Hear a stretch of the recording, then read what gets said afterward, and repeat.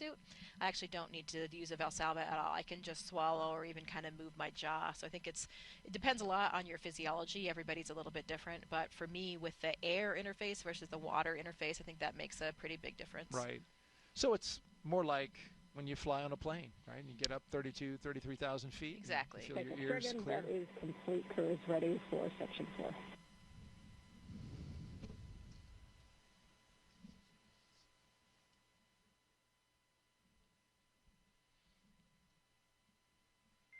Core copies will be with you in section 4.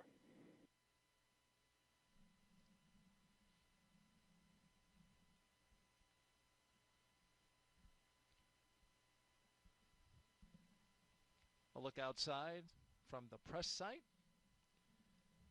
A historic site itself for the fact that that countdown clock. And Dragon SpaceX, for one more ask following that install for Valsalva, we'll look for affirmation that Crew is go for hatch closure.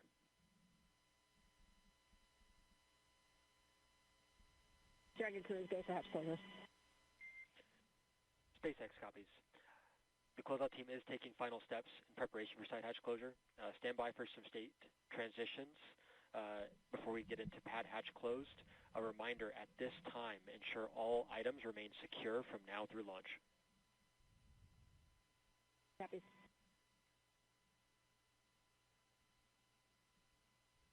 And there they are removing the protective cover for that seal, so they're now ready to do an inspection of it and then get the hatch closed. This is the second launch attempt for Crew-10. There was a launch opportunity on Wednesday, but we stood down from that one due to some ground equipment. In the interim, though, between that attempt and this attempt, the astronauts had some extra time on their hands, and we were talking earlier about them going out to the beach house and, of course, having a variety of experiences for the crew.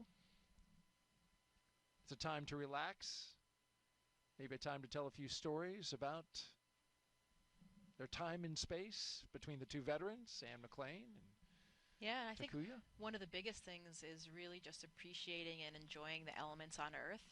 And it may be something that Ann and Talk thought more about than Nicole and Kirill, because sometimes you don't really think about it until you've experienced it.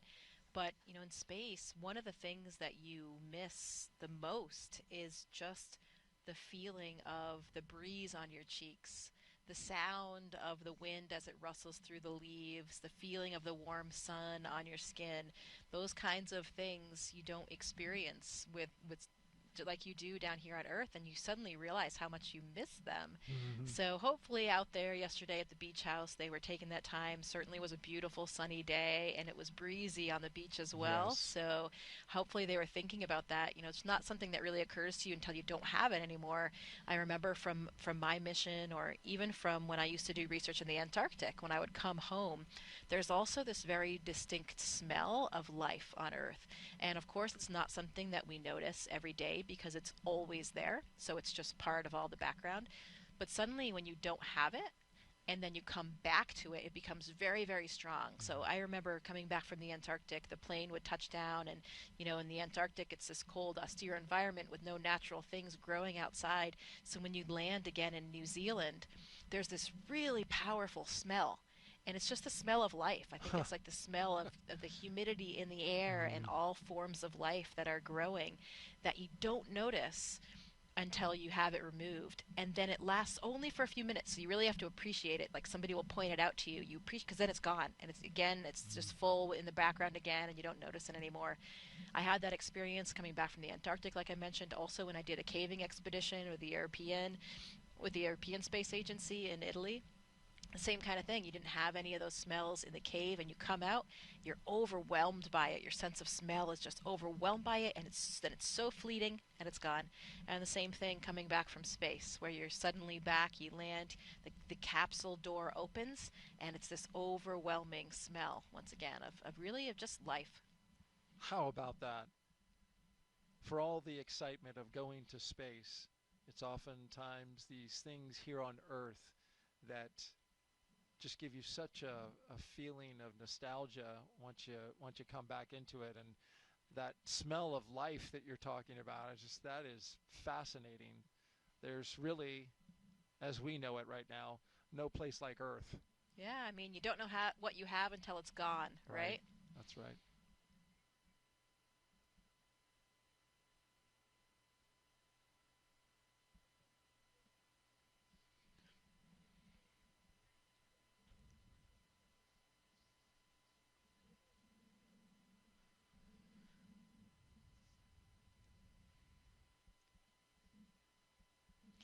I'm thinking about the crew in there and what are they thinking about right now? And maybe they're taking some time to think about their family members and loved ones that are friends and family that are here today for the launch. And there's a lot of special people here today that I know for all of these crew members.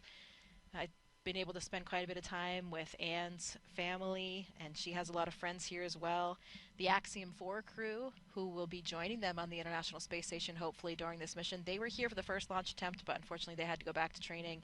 Peggy Whitson, the commander of that mission, is a close friend of Anne's, and all 4 of those crew members were here as well.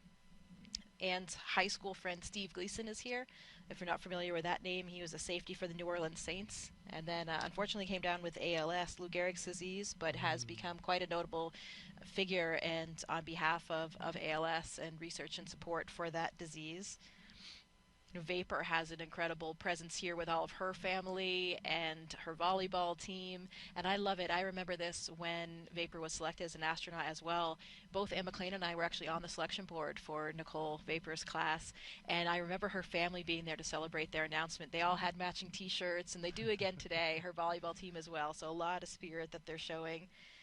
Kirill, I mentioned he has his host family from when he was a high school student in Texas, as well as friends and family members here from Russia. Dragon, SpaceX side hatch is closed, and we have begun the side hatch leak check. Copy. And Tak has a lot of friends from school and his previous jobs back in Japan, so everybody has an incredible representation of family and friends here to support them. And I bet the crew members are thinking about them a little bit.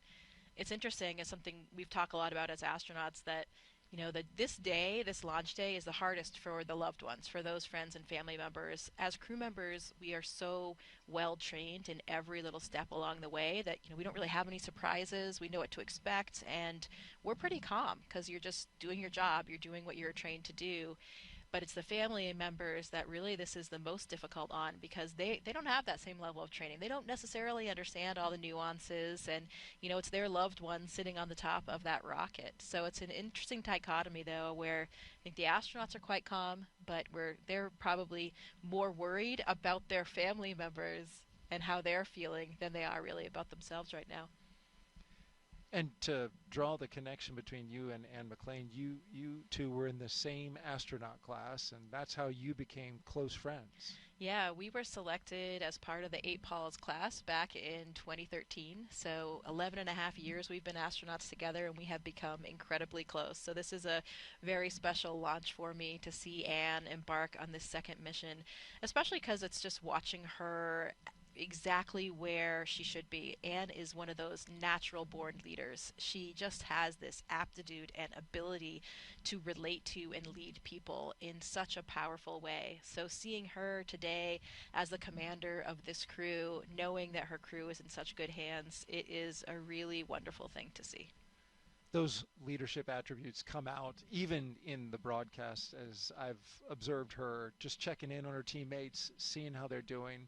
And when she answers questions in press conferences, she has a strong command of how to communicate, and she communicates really well. And that's a key to being a good leader, is to be able to have strong communication skills. Yeah, she absolutely does. And when we talk about the crew maybe thinking about their family members, I bet Anne right now is thinking about her 3 other crew members and making sure that they are comfortable and safe and have everything that they need. I have seen her do that all throughout the training profile and throughout her time here at KSC leading up to launch as well. She's really taking care of that crew.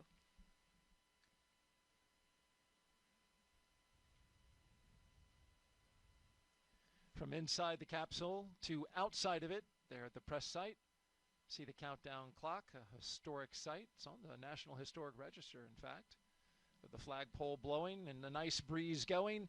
Weather conditions for liftoff today, they're fabulous. There's your forecast. We are 95% go. Winds are coming 7 to 12 miles per hour out of the south-southwest. Temperature is a mild and comfy 70 degrees. The only concern for that 5% resides in the cumulus cloud rule, and that's because we have a little more moisture in the air than we did 2 days ago. But really, as you can see outside, not a lot of cumulus clouds. You've got those high stratus clouds, but there you see some off in the distance over top of the ocean, but those seem to be pretty thin. Not expecting a lot of moisture in those, so that all bodes well. There's a beautiful shot. The sky is open and clear for this liftoff right now. It's green, of course. We'll be looking again at the weather, as, in fact, even more closely as we get closer to launch. Dragon SpaceX, ComCheck.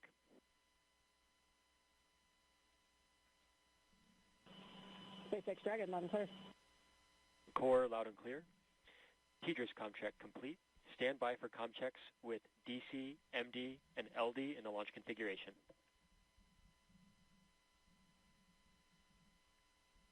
Dragon, D on countdown 1, ComCheck. DC Dragon, loud and clear. DC loud and clear. Stand by for ComChecks with MD. Dragon, MD on countdown 1, ComCheck. MD Dragon, loud and clear. MD loud and clear. Stand by for ComCheck over Dragon to ground. Dragon, MD on Dragon to ground, ComCheck. MD Dragon, loud and clear. MD loud and clear. Stand by for ComChecks with LD. Dragon, LD on countdown 1, ComCheck. LD Dragon has you loud and clear. LD loud and clear. Stand by for ComCheck over Dragon to ground. Dragon, LD on Dragon to ground, ComCheck. LD Dragon, loud and clear. LD loud and clear.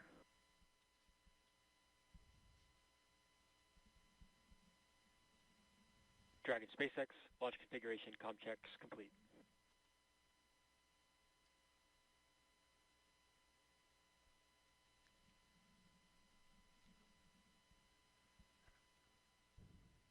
All right, with the communication checks complete, that's a good milestone that we are passing now. Able to communicate with the crew both on the ground and through the air. We're now T-minus 2 hours and 9 minutes from launch. The ISS is an incredible orbiting lab and, of course, Crew-10's final destination. Here's a closer look now at how we're getting help here on Earth from all of that revolutionary science research being done up in low Earth orbit. The International Space Station isn't just a symbol. It's a powerhouse of cutting-edge science, constantly revealing secrets that defy Earth's limitations and drive us farther into the cosmos. Our mission is research and science. We have experiments mounted on the outside of the station that are looking at Earth. We study our own bodies and how they react to space, to weightlessness, to radiation, and that helps not only us go on further in future missions, but also helps for medical research back home. And then we study lots of different things as well, like materials, combustion, all sorts of things that help us understand life back on Earth. Yeah! Microgravity doesn't play by the rules. It flips them upside down, transforming how liquids flow, how flames burn, and unraveling biological mysteries before our eyes. I saw some heart tissues beating in space, and it was incredible. So Tom, we see that top one beating. Looks like happy heart cells. But we're not just along for the ride. We're explorers, diving headfirst into the challenge and harnessing the power of this unparalleled platform, just as we have been for decades. We're on a relentless quest for answers, seeking to understand the intricate workings of the human body in space and ensuring future crews stay safe on their daring journeys beyond Earth's orbit. The human aspect of human space exploration is always going to be very important for decades to come. And when it comes to technology, we're not waiting around. We're discovering new ways to grow crops in harsh environments and engineering innovations to tackle Earth's greatest challenges. We have amazing technology that allows us to recycle water and create water for us to drink. It's delicious. Microgravity isn't just a curiosity, it's a game changer in the fight against diseases back on Earth, paving the way for breakthroughs that benefit us all and enabling new economic opportunities in space. Welcome Axiom 3 on board the International Space Station. From our vantage point more than 200 miles above Earth, we are not just spectators. We're gaining unprecedented insights into the world we call home, and we're sharing our findings openly. We're not just achieving results today.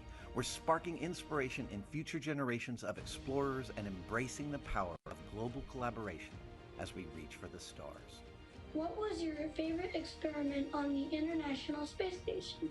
Toby, great question. My favorite experiment was the one that I got to eat.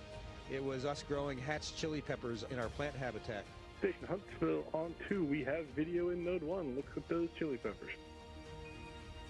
And as we soar through space at 17,500 miles per hour, each moment is a step closer to unlocking the mysteries of our Earth, our universe, and propelling our pioneering spirit even farther into space. So come along for the ride aboard the International Space Station.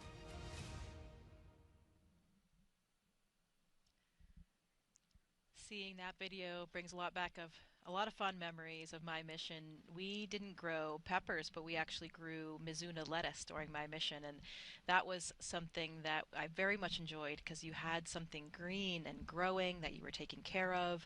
You were giving it water every day and monitoring the growth. And then the best part was at the end of the experiment, we processed the lettuce, and some of it, of course, had to go back down for science, but then we were able to enjoy a fresh salad. So that was a big moment for me.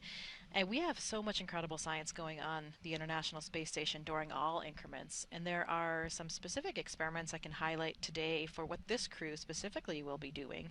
There are kind of two areas. We're actually gotten into the time now where we even do some science on board the Dragon before the crew docks to the International Space Station. Some of those experiments that they'll be doing in Dragon, they have an experiment called Space Health, which is a Canadian Space Agency experiment.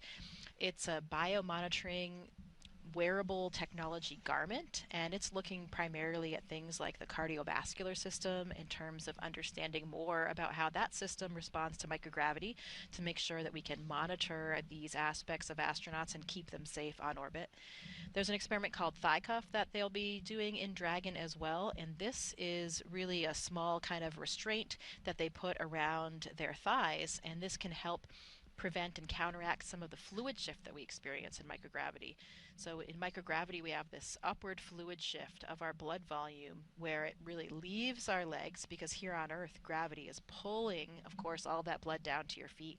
So in space, you have this upward fluid shift where the blood goes upward into the torso area and in the face. Sometimes you can see that in some of the astronauts, especially as they start adjusting to the microgravity environment. And some of these fluid shifts may be actually contributing to some of the problems that astronauts are experiencing in space. There's one example, the spaceflight associated neuroocular syndrome, and this has some different hallmark features, but basically it is causing some vision deficits in some astronauts when they come back, and actually changes to the anatomy of the eye, the back of the eye, the retina, and the choroid layer, which has the blood supply for the retina. Some astronauts have an optic disc edema, so a swelling of the optic disc, and also even a flattening of the eyeball. So a flattening of the back of the eyeball actually changes the refraction and changes your vision. This was something that I actually experienced during my mission. I had a pretty severe case of SANS. Luckily, everything is kind of back to normal now, but the one lasting symptom that I have is that I have perfect vision now. When I launched to space, I actually did wear glasses and contacts, and because of that globe flattening, I now have 2015 vision that has persisted for the last 5 years. So, most expensive corrective surgery I think possible. Thank you, taxpayers.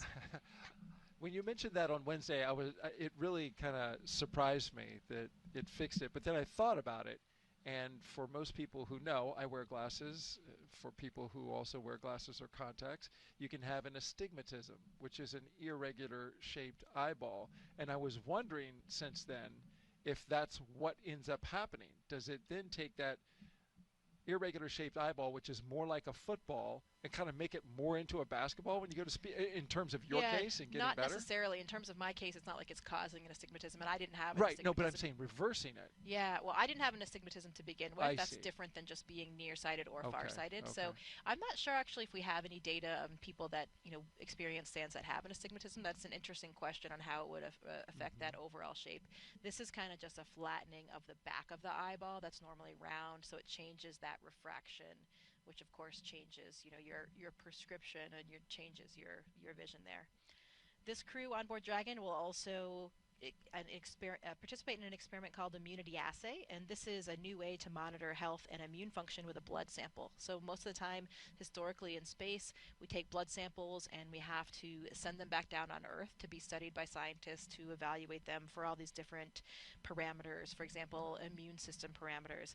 This is actually an in-flight assay that would allow the data to be collected in flight without going back down to the ground. So could be really important in terms of physiology and medical research, and also direct health of the astronauts as well. Yeah, because when the blood comes back down to Earth, instantly gravity is then a factor. So studying it in that microgravity environment while it's up there, yeah, right? The blood sample itself, the parameters that they're looking at, they won't be changing anymore because it's not in the human body anymore. But you're right, now we are keeping the experiment a little bit more clean, since we're never exposing anything back to that 1G environment. When the crew is on the space station, a few of the experiments they'll be participating in, one is the CIPHER study, which is a really large, comprehensive physiological study that has been kicked off in recent years here at NASA, and it's really a multidisciplinary study looking at both physiology and psychological components, and it's comparing different duration missions as well, and will be really important for that comprehensive physiology. For example, applications to SANS, like we talked about. There's an experiment called Drain Brain 2.0 that's really looking at blood flow between the heart and the brain in space, and how that changes with microgravity. It involves a special neck collar that the astronauts will wear. And there are some particular flammability experiments, combustion experiments, one called Sophie Mist that the astronauts will be participating in. This is something that we do quite frequently, combustion experiments in space, because if you think about it, of course, even flames burn differently when we don't have this natural air motion and convection caused by gravity. This particular experiment is looking at different models for flammability that can be used on future space missions, and has terrestrial applications for combustion models as well. So lots of different types of science, really engaging and really important, not just for the future of astronauts and future space exploration, but direct applications to disease states and other factors back down here on Earth. The burning stuff in space sounds like fun. It is fun. Don't worry. It's very well contained. Oh, you're just not taking a match. Yeah, definitely. We have a special facility where it's a very contained environment in a glove box where we do these types of experiments, so we can make sure that we keep the astronauts in the space station safe. Well, that's important. We are at T-minus 1 hour and 59 minutes and counting from liftoff of the Falcon 9 rocket and Endurance Dragon spacecraft from Launchpad 39A here at the Kennedy Space Center. Crew-10, as you can see here, currently inside Dragon. So far, Crew-10 has completed their comm checks to make sure they can communicate with the teams here on the ground. Their seats have rotated from their upright to their reclined launch position, which allows them to see and access their display panels. They have also completed their suit leak checks to make sure that their spacesuits are working properly. We also heard verification that we have a good side hatch leak check, so that's good.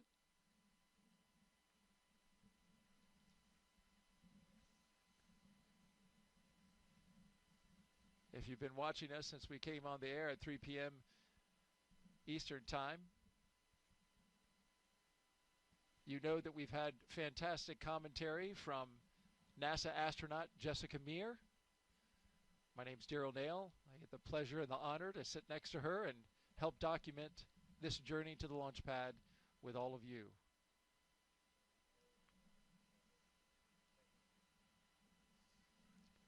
Let's go over the crew so you have a sense of a little bit about the folks who are inside the capsule today. We'll start with our crew commander, Ann McLean. This NASA astronaut is a West Point graduate and U.S. Army colonel who has spent 204 days in space and completed 2 spacewalks.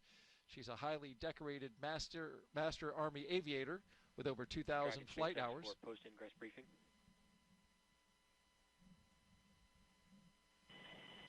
SpaceX Dragon, go ahead. Good news. At this time, we are tracking no issues with Dragon or Falcon proceeding with launch today at this time. So I have no updates for you, but we'll continue to keep you up to date if anything happens. Otherwise, the closeout team is performing their final steps in the White Room before they depart the pad. How copy? SpaceX Dragon, copy, no issues. Great work to the team.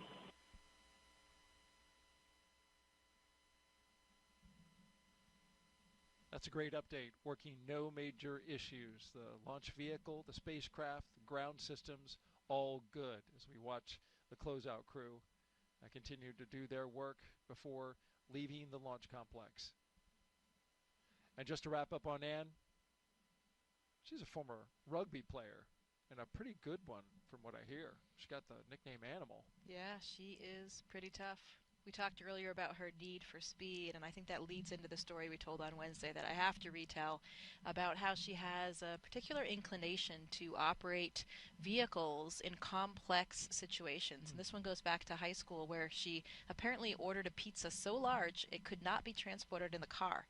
So she and her friend got in the car, they put the pizza on top of the car, and Anne, as the driver, natural commander seat of course, had her left arm up on top of the car to hold the edge of the pizza box and her right hand on the steering wheel, and her friend had her right hand up on the other side from the passenger seat. So Anne is really ready for anything, I would say, in terms of transportation and complicated vehicle setups. And where in the world is it that you can order a pizza that's as big as the roof of a car? Spokane, Washington, apparently. Apparently so, right? Wow. Colossal something, I guess they were called. Okay. Well, it's a good thing it didn't come off the roof because it sounds like it would cover an entire windshield. So good job, Ann. Hey, let's talk about our Crew-10 pilot now, NASA astronaut Nicole Ayers. She's a U.S. Air Force major and graduate of the Air Force Academy. Nicole has flown the T-38 and the F-22 Raptor, logging over 1,400 flight hours, including 200 in combat. This will be her first space flight, making history as the first astronaut from NASA's 2021 class to fly. And she has said that that is very special to her. She feels humbled by it, and she's flying stuff up into space for her fellow classmates in honor of her being able to go first. You know where she got her call sign, Vapor? I do not. It's an interesting story as well. You know, she's an F-22 pilot, and apparently is one of her early flights, and I think she had a formation flight with her colonel or something as her on-wing, so big deal flight. She got ready to start the aircraft, and suddenly as she was doing so, there was some kind of smoke building in the cockpit. So her training kicked in, and she was abort, abort, abort, quick, you know, ready to leap into action and abort that engine start. And turns out it was just condensation. So that's how she became known as Vapor. The vapor that condensated onto her glass inside the cockpit. Well, it's as good a nickname as any. I thought you were going to say that she pulls really hard G's and creates a vapor trail, and that's what I thought you were going well, with. That too. Oh, that works as well. She is a jet pilot. Yes, she is indeed. Let's move on to our mission specialist now, Takuya Onishi. He's our JAXA astronaut on board. He's returning to space for his second mission. A former commercial pilot, he spent 113 days aboard the space station in 2016 and then became the first Japanese astronaut to capture the Cygnus spacecraft. When he's not training as an astronaut, he enjoys flying, hiking, movies, and playing the saxophone. Also serving as a flight director. You know, he, after his second flight, got certified as a flight director and was actually acting as a flight director on the ground in the Mission Control Center in Japan for even up during his training flow until his last trip to Japan. So really exceptional experience for him because it really gives you that kind of perspective that's so vital as an astronaut to understand the ground really intimately. A lot of us as astronauts work as Capcoms in the Mission Control Center, talking to the astronauts from the Mission Control Center, and that affords that as well. But being a flight director is even more impressive. So well done for TOC for keeping that up. He even has an asteroid named after him. Yeah, you mentioned that before, and I'm still very curious at how that came about. We'll have to dig that one up. Yeah, but you mentioned his qualifications, which flows into his upcoming assignment as ISS station commander. Those are some great qualifications. The fact that he has seen it from both sides, both in space and on the ground. The second mission specialist is Roscosmos cosmonaut Kirill Peskov, a former airline co-pilot. This will be his first trip to the International Space Station, trained in skydiving, zero gravity, scuba diving, and wilderness survival. He's ready for the challenges of space. Not a man of very many words, but when he does speak, he's very succinct, very clear. Kirill, we talked about the fact that he had never seen a bear until he went to California, even though he grew up in Siberia. But another great fact that I came across from his colleagues was that, in this region in Siberia, it's very close to the Mongolian border, which is an incredible part of the world, where I actually had the opportunity to go to do some research to study bar-headed geese in Mongolia, and it is a very special area. But one of the things that's special about that area is that they do a lot of throat singing. It's this old traditional form of singing that's really deep and guttural from the back of the throat. I won't even try to do it because I can't, but if you've never heard it, you should definitely Google it and see. But apparently Kirill does throat sing. He can do it? He can. So I wonder if he's doing any of that for them in the capsule. I've heard this, just so happened to have heard it, and I was fascinated by the sound that they make with their throat in this singing. It's really pretty cool. At first I was like, oh, whoa. But there was a very popular commercial on TV in which they had some of that throat singing, and that's where I first heard it, so I had to go look it up. It is very cool. That is pretty cool, yeah.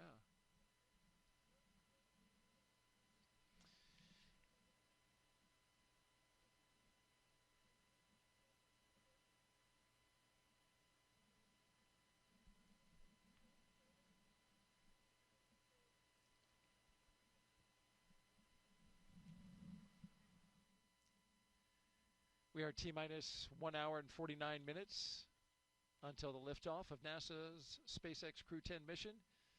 We have 3 astronauts and 1 cosmonaut inside of Dragon Endurance atop a Falcon 9 rocket. They're at Launch Pad 39A. They are headed to the International Space Station to help maintain the orbiting lab. Once on board the International Space Station, Crew-10 will become members very briefly of Expedition 72 for a few days. And there you see the members they'll be joining, Crew-9. And then they will become part of Expedition 73. They will conduct research to understand material flammability, contributing to the future spacecraft design, and study how spaceflight affects human physiology and psychology. And that's their patch. Yeah, this is an interesting one, Daryl. The Expedition 73 patch was designed to honor the science and scientists that make space exploration possible. And if you look at some of the elements on the patch here, the number 73 is a prime number and a binary palindrome. There's a good one for Pi Day for all the NASA geeks watching today. And that's represented at the base of the patch. 73 is also a star number, represented by the hexagonal shape of the patch, accented by white stars, and symbolize the crew's dedication to space exploration. The grid lines illustrate our earthly perspective from the cosmos, and finally the ISS, the International Space Station, symbolizing humanity's continued collaboration across space and time. Those grid lines to me look like something out of an 80s video game. Yeah, or the Matrix. I believe Johnny Kim was the mastermind behind this mission.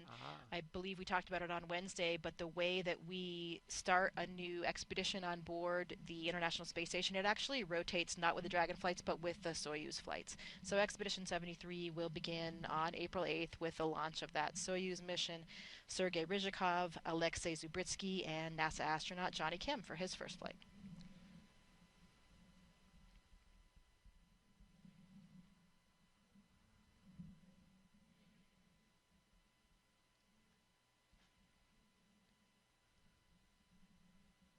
While we have a moment, let's take another social question. Laura, let's see. Landon Davidson asks, how long does it take to readjust to gravity on Earth once you return? Well, Landon, like all things physiology related, there is a bit of individual variation, so different humans experience it a little bit differently. For me, it was interesting when I went to space, I actually adjusted very quickly. Even though, as humans we've never evolved without gravity, I felt really comfortable and like I was at home. Some astronauts do experience space motion sickness, though, for those first few days where they may feel a little bit queasy, even a little bit nauseous, maybe even vomiting a little bit. But that's normal and usually resolves in the first few days.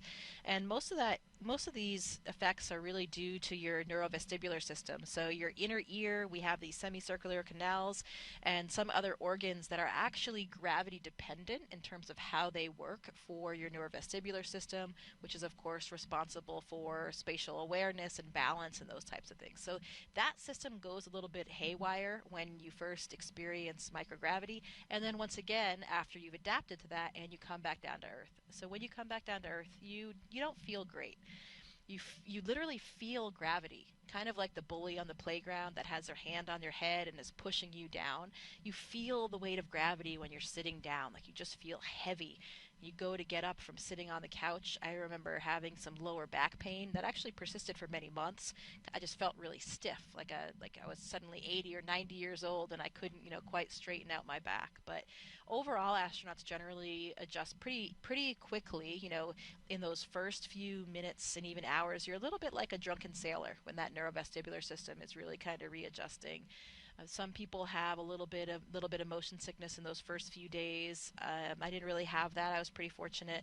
And then you readapt to things like walking kind of quickly because your body just gets used to it. You'd been doing it for so many years before flight. It takes a little bit longer to adapt to running because I think because it's this more complex motor neuron connection for running than it is walking. And I remember that very well. I was in the gym with my trainer, and she's like, okay, go ahead, run across the gym. And it felt so strange as I took kind of that upstroke of one foot. It felt normal, but then when I landed my foot, I felt like I was an elephant crashing down to the ground. Wow. And we run in space on the treadmill every day, every other day, and so you're used to running, but you're not really used to running at your full body weight because in weightlessness we have a harness that we use to hold us down on the treadmill, but we usually only run at about 75% of our body weight. And of course, it's so different when you're not under the full effect of gravity. So running takes a lot longer to kind of get normal again. So depending on what exactly you're talking about, the first days, even weeks, you feel pretty tired, but then you adapt fairly quickly after that, and maybe some lingering effects for some people, back pain and that kind of thing, but really a lot of individual variation there. And you touched on it. It's not like you're not working out on station. Your exercise is part of your daily regimen, and you're staying as fit as you possibly can. So it's really interesting that when you come back down, that neurovestibular system, that's the thing that's not used to it and is throwing everything off. Yeah, because your cardiovascular system, you are running and bicycling every Right. day pretty much up there to maintain your cardiovascular system.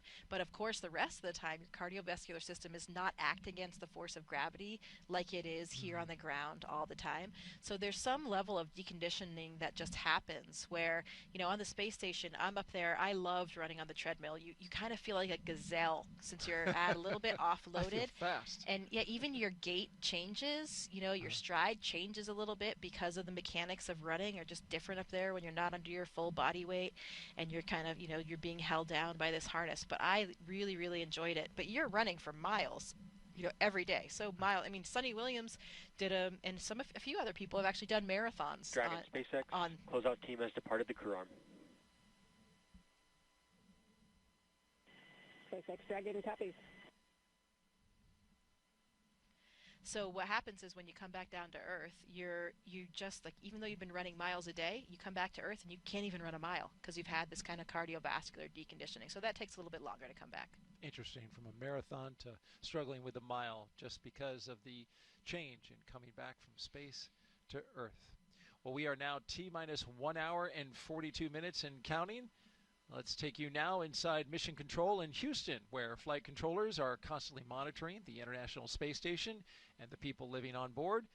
NASA's Gary Jordan is there. Good afternoon, Gary. Good afternoon, Daryl and Jessica. Thank you. This is Mission Control Houston, and we're in the International Space Station's flight control room here at NASA's Johnson Space Center in Houston, Texas. The team continues to prepare for launch, led by Flight Director T.J. Creamer. Today we'll be, of course, launching the 10th rotational crew mission to the International Space Station under the agency's Commercial Crew Program. Following Crew-10's arrival, the space station will have a total of 11 crew members aboard for just a few days.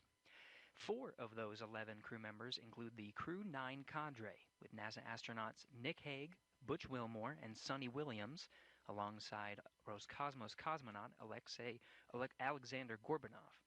During the next few days, Crew-10 will go over handover procedures with the off-going Crew-9, including a safety briefing and orientation. Then the new crew will jump right in to help advance scientific knowledge and demonstrate new technologies. After a few days of handover activities, the members of Crew-9 will prepare for their undocking and return to Earth. Direct handovers between crews allow for continuity of the activities and helps to ensure a continuous U.S. presence on the space station, which is now at 24 years and counting. Ahead of Crew-9's return, NASA astronaut Sonny Williams turned over command of the space station to Roscosmos cosmonaut Alexei Ovchinin. In just a few weeks, NASA astronaut Johnny Kim and Roscosmos cosmonauts Sergei Ryzhikov and Alexei Zubritsky will join the on-orbit crew. Shortly after the departure of the Soyuz MS-26, with NASA astronaut Don Pettit coming home, will mark the commencement of Expedition 73, led by the new commander, JAXA astronaut Takuya Onishi. All of this, of course, coming up after today's launch. We continue with the countdown, and with under 2 hours before launch, we'll send it back to Kennedy. Daryl?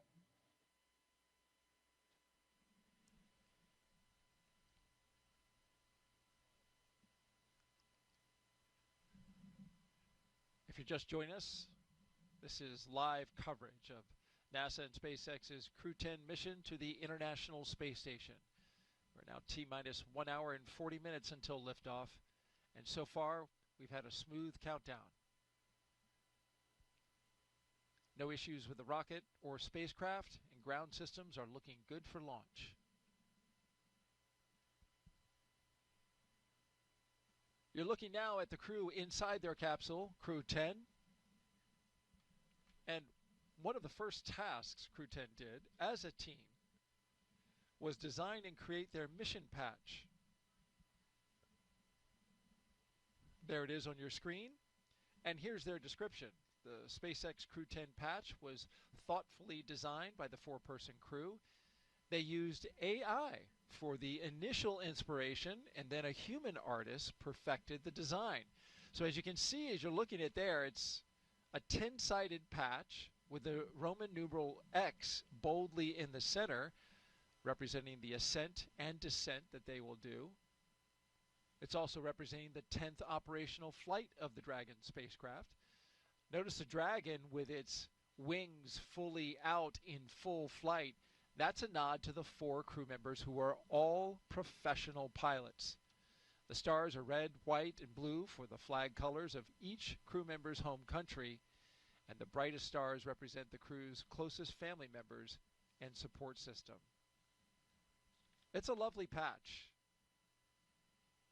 And it was interesting, Nicole Ayers was asked about it. She said she kicked off the design of the patch when she and her husband initially used the AI image generator to come up with some ideas, but it was really just to kind of kick off some ideas, and she took those then to the human artist who then was able to artfully design that Crew-10 patch. And I really like that X in the middle and how it's got them ascending into space and then returning to space. It's a good one. And you can see it there represented on the flagpole. Just below the American flag flies the Crew-10 patch on the CCP flag. CCP standing for Commercial Crew Program. Yeah, it's one of the great things that we do together as a crew. Another one of those traditions like we talked about. You know, I don't know that everybody knows that we really do design those patches by ourselves. So we try to capture the elements that are important to us, special things from our professional and or personal lives, special things about the mission and timing, and just things that mean a lot to all of us as crew members. Oftentimes, you know, we are capturing the international spirit of cooperation and collaboration that's reflected by the makeup of our crew.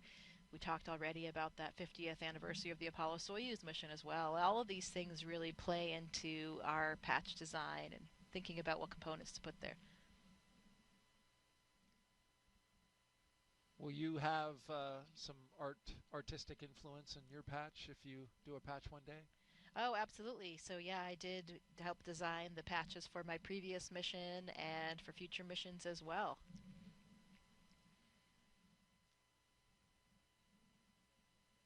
Crew-10 is also allowed to have some personal items, as you well know, Jessica Meir, astronaut with NASA, joined us here on the broadcast. They get to take them with them for their extended stay in space. And for this crew, here's a few things that they will be taking up. Anne McLean, her and her crew were able to pack some personal gear to meet them on the ISS. It's going up on SpaceX 32 in April. She packed some sports team shirts, and those are from the schools she attended, along with some holiday gifts for the crew. Commander McLean said, most importantly, she was able to pack a memento for multiple people who worked on this flight to support her either personally or the mission as a whole. Those items will be returned to their owners after flight, and they include things like pins, necklaces, and rings. It's neat to have some jewelry that's flown in space. Takuya Onishi, he's having a lot of pictures of his family, friends, and colleagues sent up. He's also flying some banners from elementary schools he participated in when he was a small kid. Yeah, it's always fun to bring a few of those personal affects from home. You know, one of the things as astronauts that's so important to us is being able to share this mission. You know, and this is not just for us as individuals or even just for us as a crew. This is really a mission for everybody. Everybody at NASA and all of our partner agencies, all of the people of our countries, really all of the citizens of the world. So we try to bring up things to represent that, whether they're from, you know, universities that we attended, different organizations we belong to, things that really represent all of the different people who helped us get where we were and where we currently are on the International Space Station, and to really bring it back to them, to tie it to them as well, to share the mission and remind everyone that this is truly for them and for all of humanity. And just add a note about Nicole.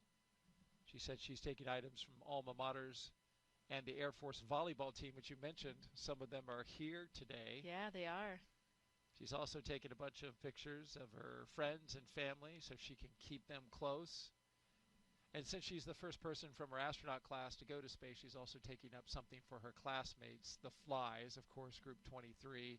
But she didn't want to say what it was. She wants it to be a surprise. But she's said that she's getting nothing but love and support from her classmates. Yeah, absolutely. I know that they are all so proud of her today.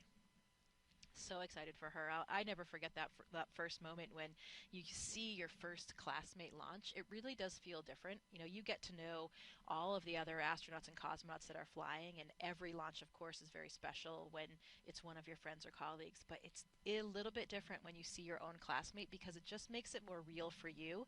You know, your classmates are like your friends and family, and they started at the same time as you, and it just gives this extra dose of reality of, you know, wow, I didn't just become an astronaut. We actually are going to have the chance to go to space now. So very exciting day, I know, for all of the Flies.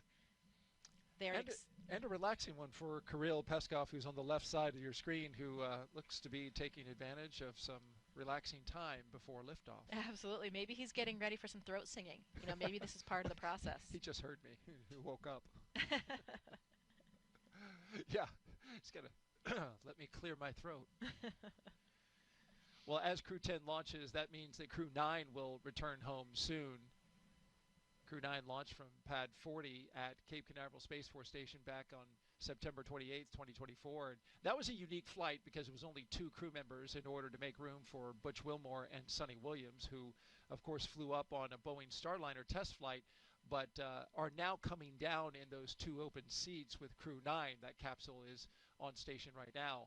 Wilmore and Williams have been living and working on the space station now for over 9 months, the other 2 for a little over 5 months.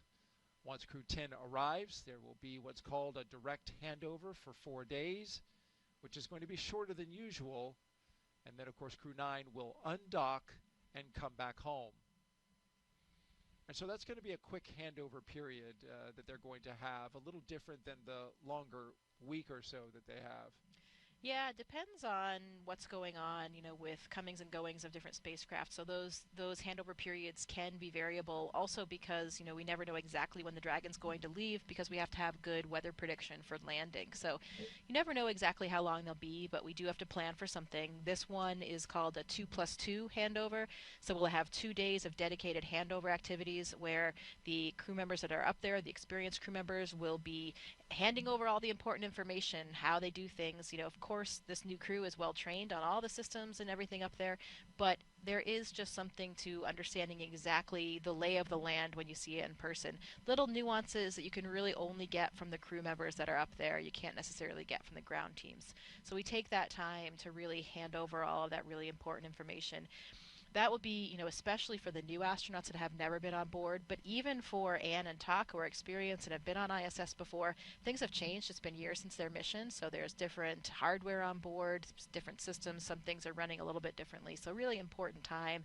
The other component of 2 from that 2+2 is 1 arrival day and then 1 departure day.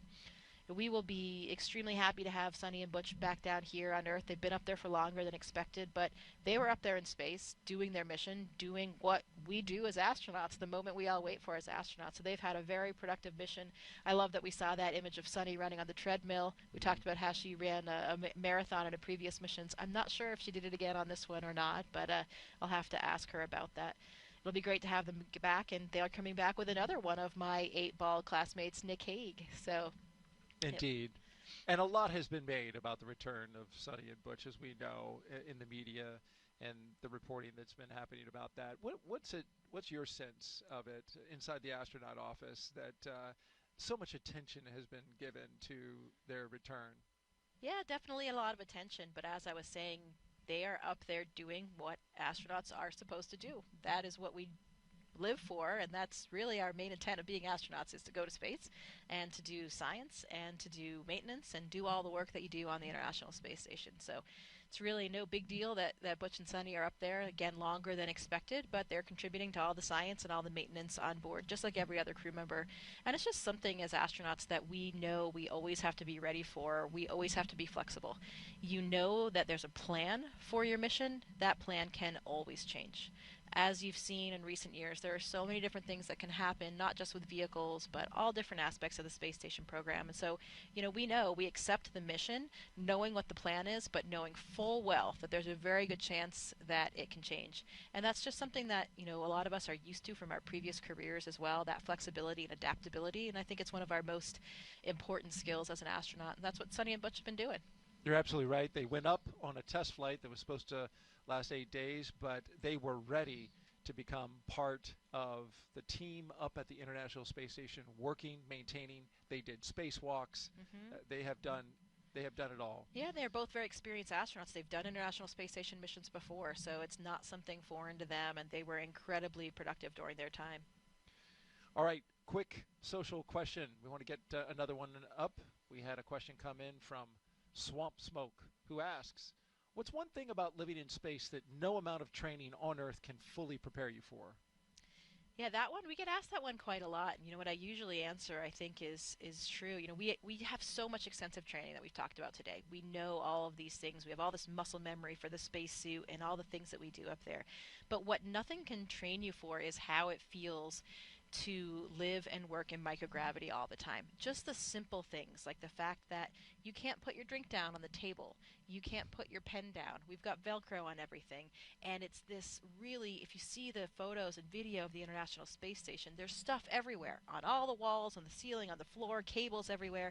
So if you take your drink bag and you Velcro it to a wall because you're up on the ceiling working for one moment, and then you go to a different location, you're on the floor or one of the walls, suddenly you're like, wait a minute, where did I put that drink bag? Because everything blends in this three-dimensional space, and your brain just isn't used to that. Here on Earth, look at us right now. Everything that we're using or looking at is really right down on this desk. We just put everything down, it stays there.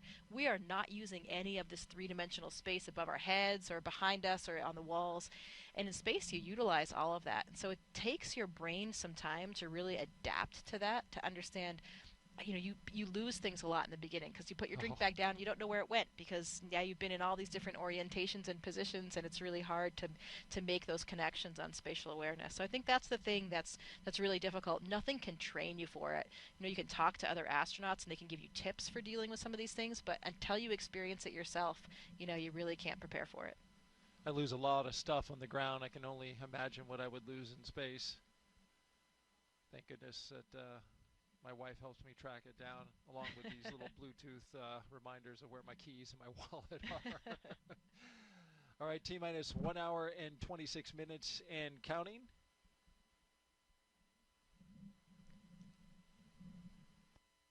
Crew-10 getting ready for their mission to the International Space Station, and there you see them from left to right. We have Roscosmos cosmonaut and mission specialist Kirill Peskov. To his left, our right, the pilot, Nicole Ayers. To her left, going to the right, is the commander, Anne McLean. And then to the far right on the screen, mission specialist and JAXA astronaut Takuya Onishi.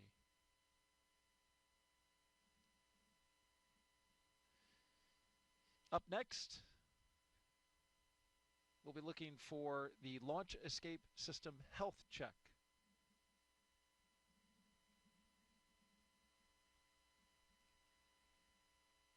It's been a beautiful day so far here on the Space Coast ahead of liftoff.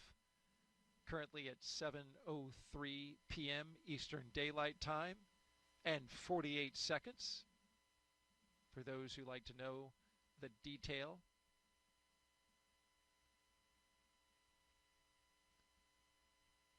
Our journey today began at astronaut crew quarters at T-minus 4 hours when the astronauts began suiting up after a good weather brief,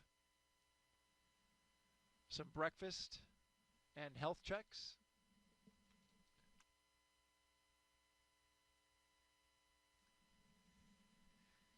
They got into their vehicles and traveled out to the pad. It took about 20 minutes.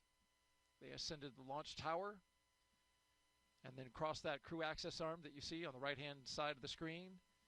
That took them into the white room at the very end of the arm, and they ingressed into the spacecraft where they are now.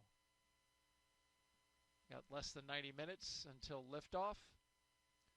They performed this routine exactly as they did today on Wednesday during the first launch attempt.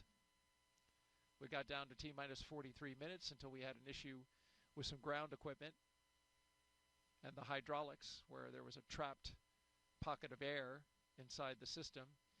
That was fixed and bled out on Thursday, and now the ground support equipment is good to go. The launch vehicle is go, and so is the spacecraft.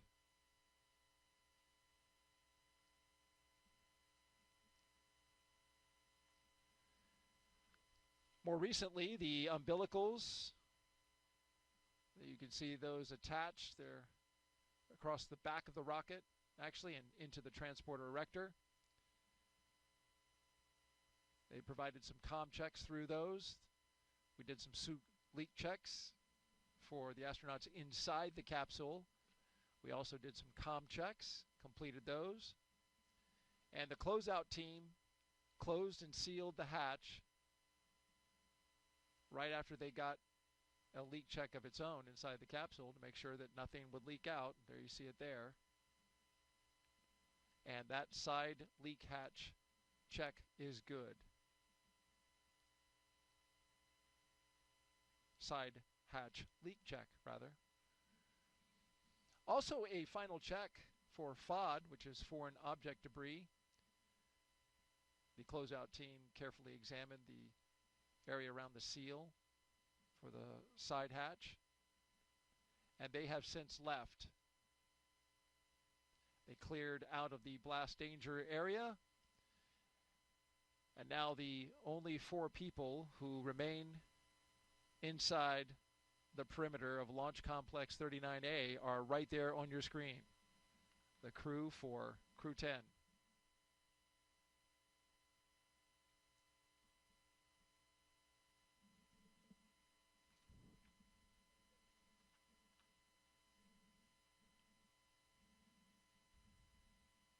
This Dragon Endurance spacecraft is a special one for NASA.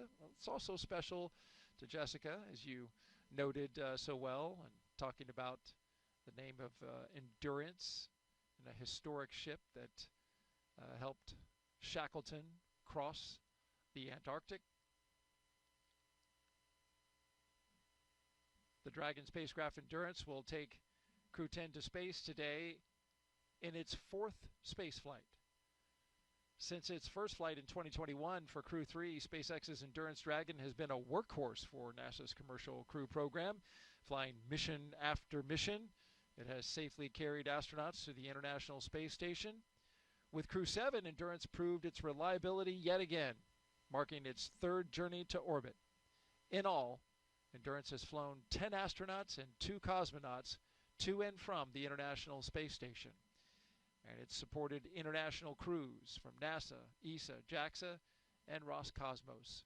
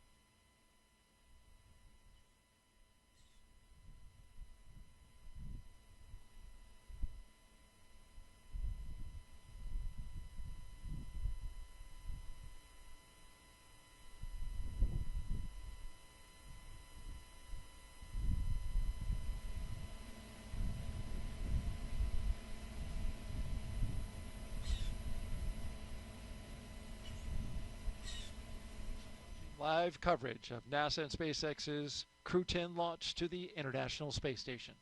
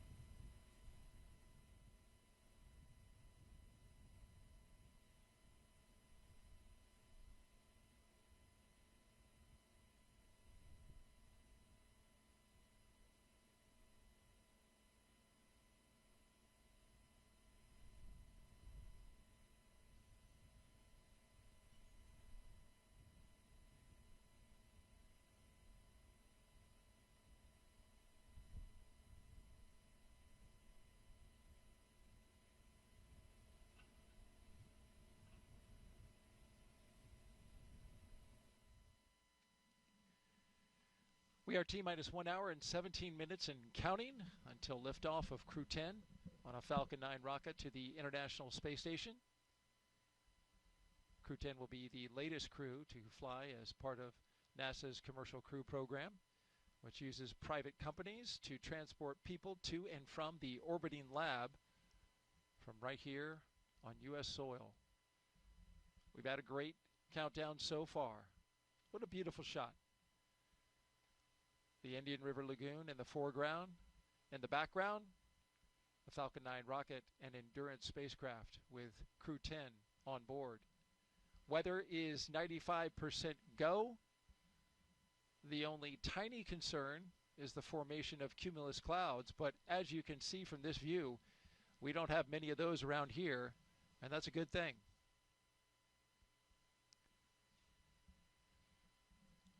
Excitement is starting to pick up as we get closer and closer to liftoff, and Jessica, it's been a good day so far. Yeah, absolutely. The weather looks perfect, and much to Vapor and other Air Force jet pilots' delight, no need for umbrellas today. That's right.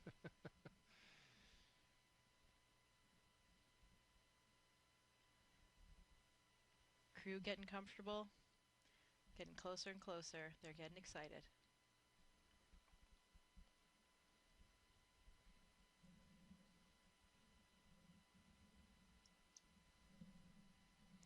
You know, Daryl, it's been 5 years since the Demo 2 mission, which was the first crewed mission of SpaceX, and that was an interesting timing. That was actually just after I left the ISS. I left in April of 2020, and Demo 2 occurred in May, and since then, we've had 11 crewed flights. This will be the 11th crewed flight. So this will be the 10th rotational flight for crew members after that Demo 2 flight. So pretty impressive that all of that has happened in that 5-year period. And another fun fact, the Demo 1 mission, which was of course the mission without a crew for that very first test of the Dragon and docking to the space station, that was when Anne McClain was on board for her first mission in 2019. So she played a very crucial role of getting in Dragon and doing all of those checkouts after that vehicle had docked to the space station. So pretty cool full circle story here of Anne being up there for that first uncrewed mission, and now in Crew-10, the 11th crewed mission in the last 5 years. So pretty impressive. How about that? She saw the first Dragon come up, and now she's on board the 11th.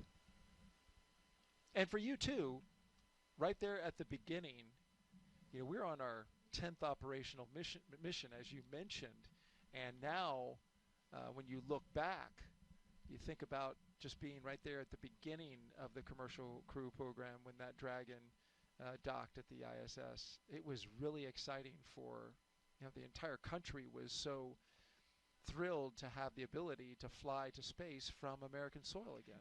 Yeah, it was really wonderful to resume that aptitude to send rockets and with crew members on board from American soil again from here in Florida, and of course still trading off regularly with our Russian counterparts with Soyuz flights. So we're still continuing to fly American astronauts on the Soyuz, and as you see, we have a Russian cosmonaut on the Dragon today. So really nice that we maintain this spirit of international cooperation on board the International Space Station.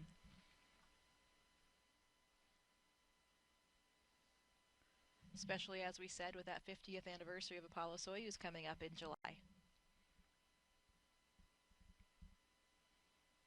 Another spectacular view. I think it's going to be a very beautiful launch day for all the people on the ground here in Florida.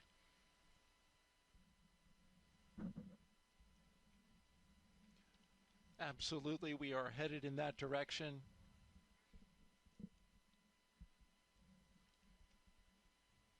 And hopefully so with the weather, because the weather gets a little iffy once we get into the weekend. So this is a prime opportunity to go. Just like that prime number 73 for Expedition 73. That's right. Let's grab another quick social question, Jessica. We're with Jessica Meir, NASA astronaut. Mohammed Therick asks, apologies if I didn't get your name correctly, What lessons from the Crew-10 mission will influence future astronaut rescue and contingency planning for the ISS and beyond? You know, I think for that one, there isn't really And this is Launch something. Control on countdown for crew awareness. We'll be commencing with fuel bleed in approximately 2 minutes. Expect some pressing and venting from the vehicle. And we can see the venting and that fuel bleed that's happening right now as it comes off the transporter erector. Sorry, go ahead. Yeah, so we talked a little bit earlier about how whatever vehicle you launch on, that vehicle remains docked to the International Space Station as your lifeboat, essentially as your rescue vehicle. Even though you launch and you're not going to land for 6 months or more, you have that vehicle there at all times in case anything happens on the space station, anything happens to a crew member, though we needed to get the crew home safely. So we always have that rescue capability. From time to time, as you've seen in the last few years, we do have various situations emerge. If there's a technical issue on a certain vehicle, for example. And so we do what we do best here at NASA, and that is adapt and reevaluate and replan.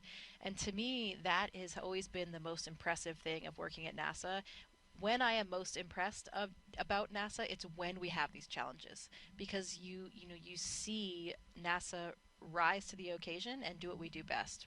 Readapt and be flexible, and that's the same thing for all of these rescue missions. You know, we will replan and do whatever we need to do.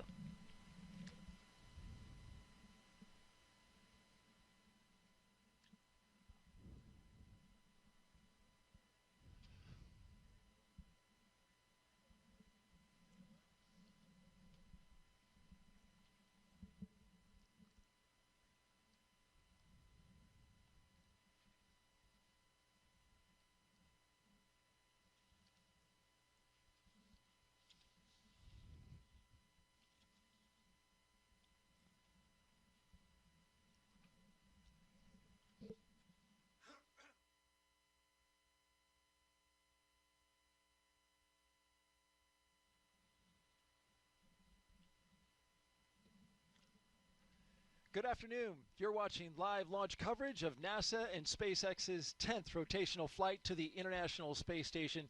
I'm NASA's Daryl Nail, and with us again today is NASA astronaut Jessica Meir. It's great to have you back again. Thanks, Daryl. It is wonderful to be here. Sending your friends and colleagues up to space is always the best thing that you can do as an astronaut here on the ground. So I'm so excited to be here playing a role in all of it. And a big reason that you're here, to see your good friend Ann McClain off to space. Liftoff for her and the rest of the crew is at 7:03 p.m. Eastern Time from here at Launchpad 39A.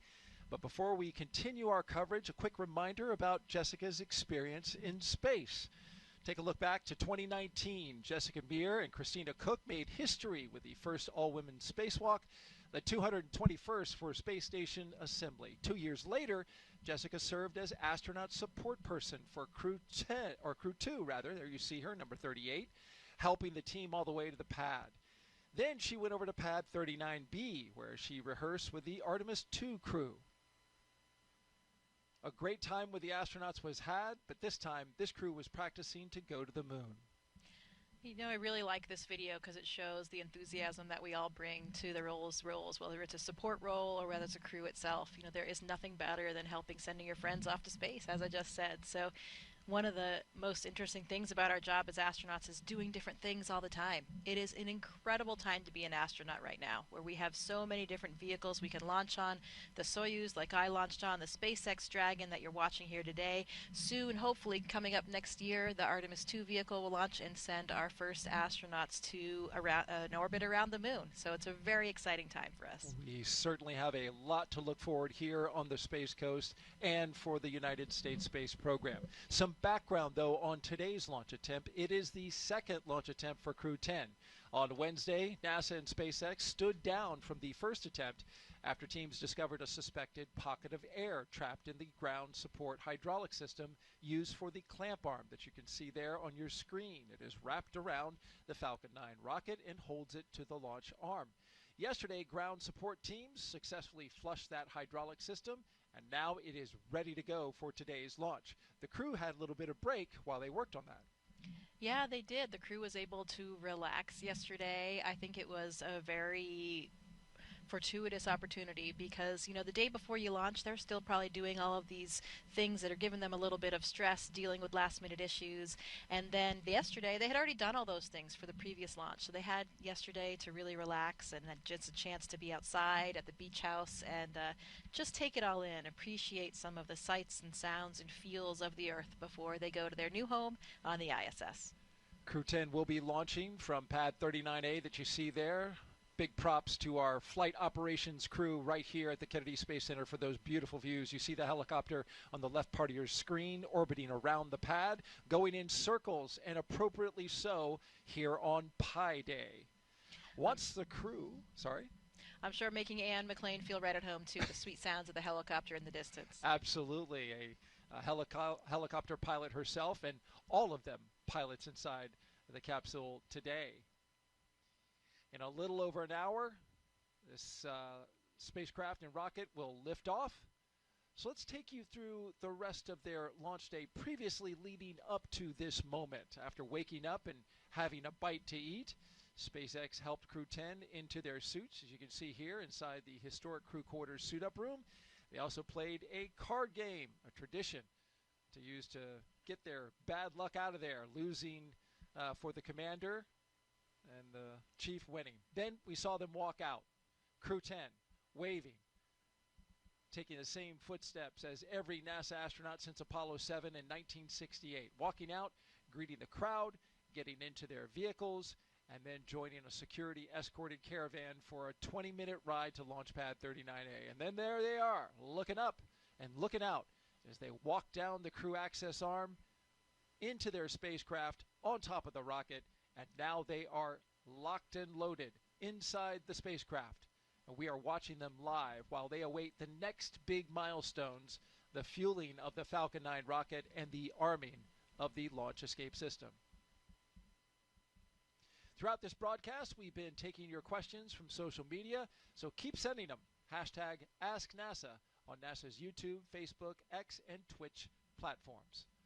Also, for those of you watching on NASA's YouTube channel right now, a reminder to make sure you refresh your player or browser to join our live chat. Now, at this time, we are expanding our coverage and would like to welcome SpaceX and NASA commentators joining us live from Hawthorne, California, where the SpaceX mission team is located. And a great good afternoon and welcome to both of you.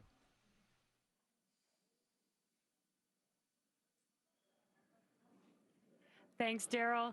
I'm Jessie Anderson, a Senior Production Engineering Manager here at SpaceX. And I'm Anna Schneider with NASA Communications. We are excited to be joining you once again from Mission Control here in Hawthorne as we count down to liftoff of Crew-10 just over an hour from now.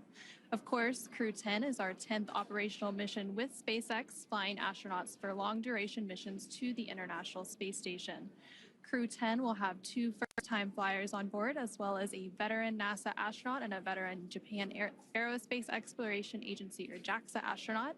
And the multinational crew represents 3 different space agencies, with NASA, JAXA, and Roscosmos all represented. Today's crew will fly aboard the Dragon spacecraft named Endurance, which previously flew the Crew-3, Crew-5, and Crew-7 missions. Overall, this will be Dragon's 46th visit to the space station and its 14th human spaceflight mission to the orbiting lab, which includes NASA's Commercial Crew Program missions and private astronaut missions with Axiom Space. We're also celebrating the 23rd anniversary of the founding of SpaceX today on March 14th, which also is Pi Day, a celebration of the mathematical constant pi. Now, over the last 3+ hours, Crew-10 has been going through the detailed process of getting ready for their mission to the International Space Station. So let's go ahead and take a moment to introduce you to the crew. In the commander's seat is NASA astronaut Anne McLean. She's making her 2nd trip to low Earth orbit. The Spokane, Washington native and U.S. Army colonel was selected by NASA as an astronaut in 2013 and has spent a total of 204 days in space, completing 2 spacewalks totaling 13 hours and 8 minutes outside of the orbiting laboratory. Next to McLean in the pilot seat is Nicole Ayers, who was selected as a NASA astronaut in 2021. The Colorado native graduated from the Air Force Academy in Colorado Springs and is a major in the U.S. Air Force, and this will be the first spaceflight for Ayers. Serving as a mission specialist is JAXA astronaut Takuya Onishi, and today's flight will mark Onishi's second trip to the space station. He was selected as an astronaut by JAXA in 2009 and has logged 113 days in space previously. To round it all out, the final mission specialist is Roscosmos cosmonaut Kirill Peskov, and he was selected as a cosmonaut in 2018 and will also be making his first spaceflight today. Once on board the International Space Station, Crew-10 will briefly become members of Expedition 72 and then Expedition 73 in April. They will conduct space station maintenance and scientific research to understand material flammability, contributing to future spacecraft design and study how spaceflight affects human physiology and psychology. The crew will also engage with students worldwide via ham radio and use its existing hardware with newly integrated software to test a backup lunar navigation solution. To date, SpaceX has flown 56 crew members to space since the Demo 2 mission in May of 2020, which was almost 5 years ago. Coming up here at T-minus 45 minutes, we'll be listening in for the team to report their readiness for propellant load with a final go, no-go poll. And so far, today continues to be a smooth countdown, and we're looking good for an on-time liftoff at 7:03 p.m. Eastern Time from Launch Complex 39A in Florida. Now here on the ground, the teams will be staffed around the clock in mission control just behind us to monitor Dragon and the mission, and not just for today, but throughout the entire mission, from liftoff to the Crew-10's arrival at the space station, all the way through splashdown when the astronauts return back home. And on console or headset in mission control, which you can see there on your screen, there are 6 key positions. The mission director is in charge of the room and tasked with making real-time decisions to ensure mission success. The person that you may hear talking to the astronauts is the crew operations and resources engineer. You'll hear us refer to them as the core throughout the broadcast. And there are 4 additional team members focused on vehicle systems, including avionics, navigation and control, software, propulsion, life support, and communication with ground support teams. Now, apart from mission control, our Falcon 9 team... Dragon SpaceX, cycling orbit tank isolation valves to equalize low flow pressure. Additionally, I can give you a go to step into Section 5. When ready, report go for launch.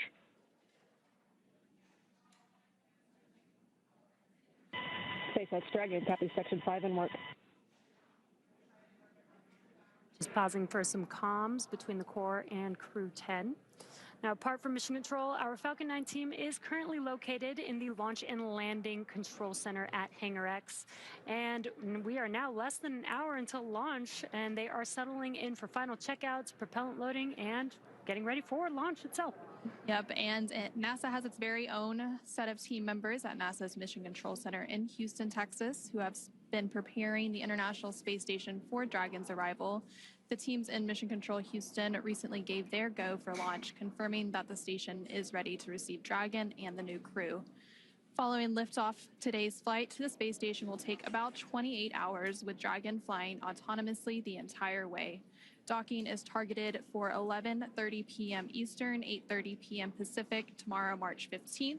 And just like autopilot on a commercial aircraft, the crew always has the ability to take manual control of the spacecraft if needed. And before all of that happens, as the booster returns to the launch site and slows down from supersonic speeds, people in the immediate area may hear a brief double clap of a thunder-like sound known as a sonic boom. Similar sonic booms like this were heard during the return and landing of the space shuttle, and sonic booms like these are one of the hallmarks of reusable systems like Falcon. Here's what some of these booster returns have looked and sounded like on previous missions. I know a lot of people will be excited when they hear the sonic boom.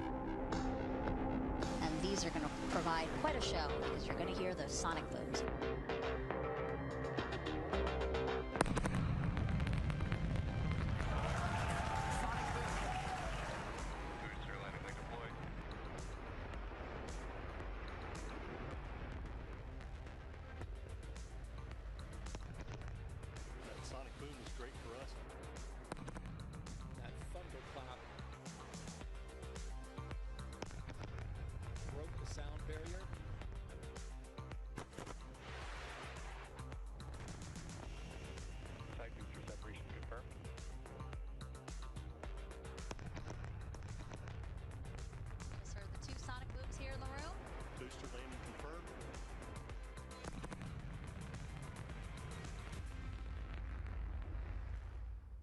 We are now at T-minus 57 minutes and counting to today's launch. While we wait, let's check in with NASA's Gary Jordan at Johnson Space Center to see how things are shaping up at Mission Control in Houston.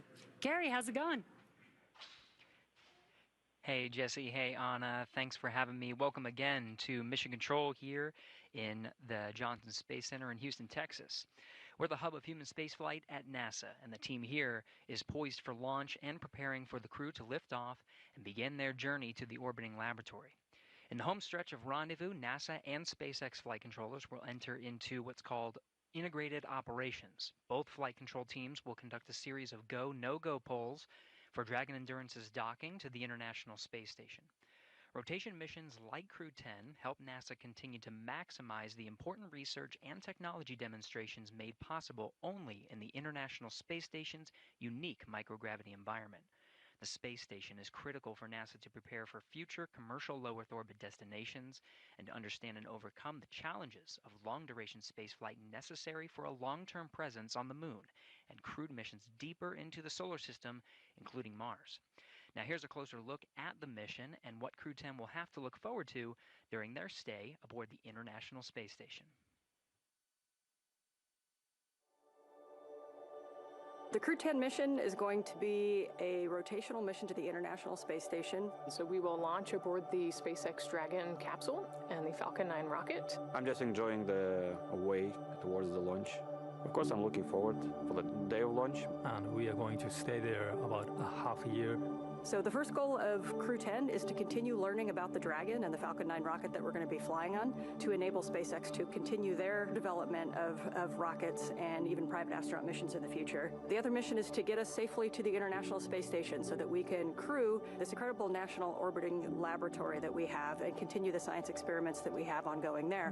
One of the unique characteristics of the International Space Station is microgravity. We get to learn how humans and plants and other types of hardware react in the space environment and the microgravity environment. And it helps us to develop all kinds of new materials, medicines, and it helps us to push our knowledge forward. The discoveries that we make on board the International Space Station then inform what we do on Earth, and it allows us to further both humankind here on Earth and get to further places in the universe. So I've often been asked why we explore, and I think it's different for everybody. When people are born, they naturally want to explore their environment, first as babies, and then as kids, and finally as adults.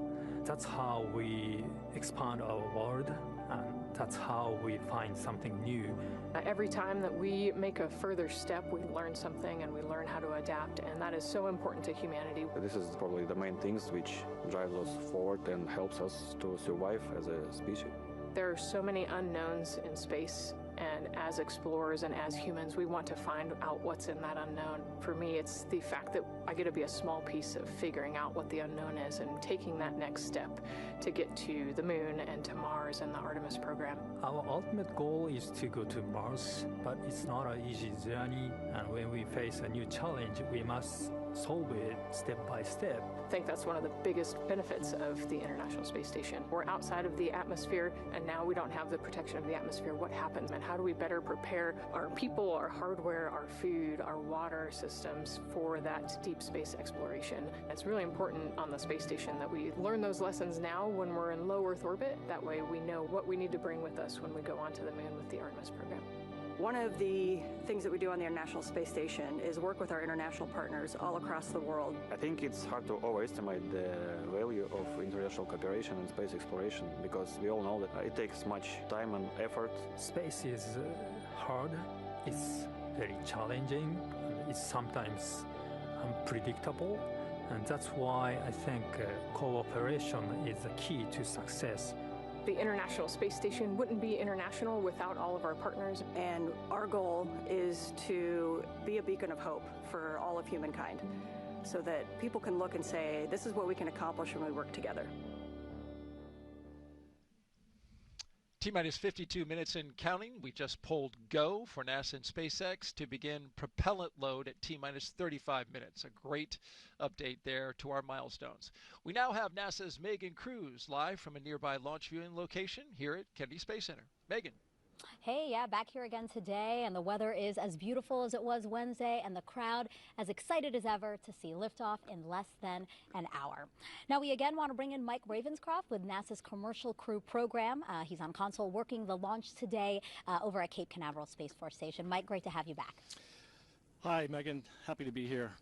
All right, so again, thanks for stepping off console. When we spoke during Wednesday's launch attempt, there was a ground hydraulics issue. What was done to resolve that to get us to launch today? Yeah, Megan. So the team worked really hard on Wednesday during that first attempt to resolve the issue. Unfortunately, we weren't able to get there.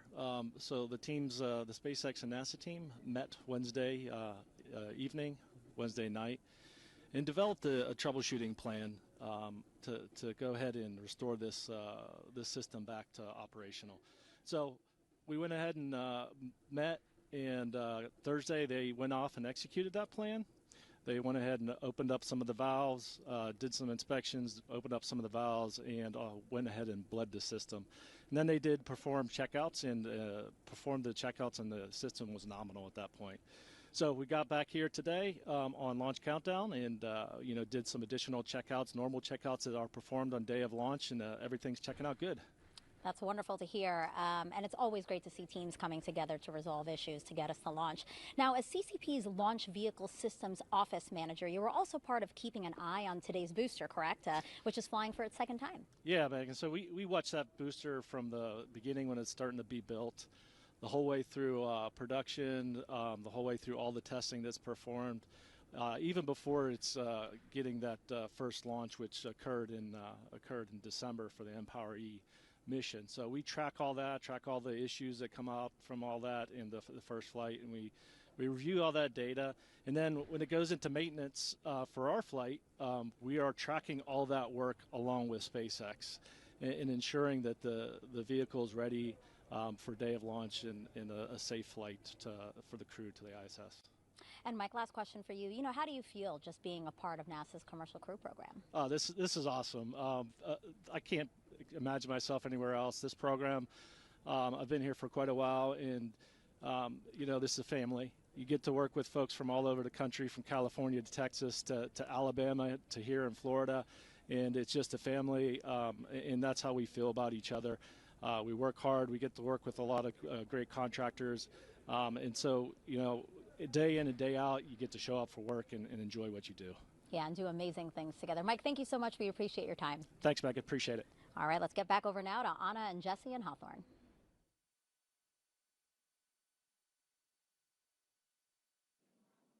Thanks, Megan. Falcon 9 is the first orbital-class rocket capable of reflight. Together, Falcon 9 and Falcon Heavy have completed more than 450 launches and over 380 reflights. And today, the booster will be attempting to land at Landing Zone 1, which is just down the coast from the Kennedy Space Center in Florida. This will be the second flight of the first stage booster supporting the Crew-10 mission. Rapid reusability drastically reduces launch costs, helps increase launch frequency, and enables a wide array of new government, commercial, and scientific opportunities in space. Lowering the cost of access to space is helping take humanity's next steps into the solar system, whether in low Earth orbit, interplanetary, or even deep space. And when costs are lowered, government and commercial customers can launch more missions, which helps accelerate development. This also helps commercial satellite and private research customers afford to launch more projects to space, which helps stimulate innovation here on Earth. All of this to say, reusability is the key innovation that is making space more accessible for the industry as a whole. And just like the first stage of Falcon 9, Dragon is also reusable. The reusable Dragon spacecraft has flown people to the International Space Station 13 times. And as we mentioned earlier, today's crew will fly aboard the same Dragon that previously flew the Crew-3, Crew-5, and Crew-7 missions. But back to today's mission. We are coming up on T-minus 48 minutes to launch, and our teams are carefully moving through the pre-flight process. Now, a lot of preparations have brought us to this point, including a dry dress rehearsal, static fire on Sunday, and an initial launch attempt on Wednesday. Now, we did stand down from that attempt due to a hydraulic system issue, but the teams completed inspections of the ground support hydraulic system used for the clamp arm supporting the Falcon 9 rocket and successfully flushed a suspected pocket of trapped air in the system. Now, all of that hard work brings us to today's launch, and next up in our The team has pulled go for LES arm, propellant load, and launch.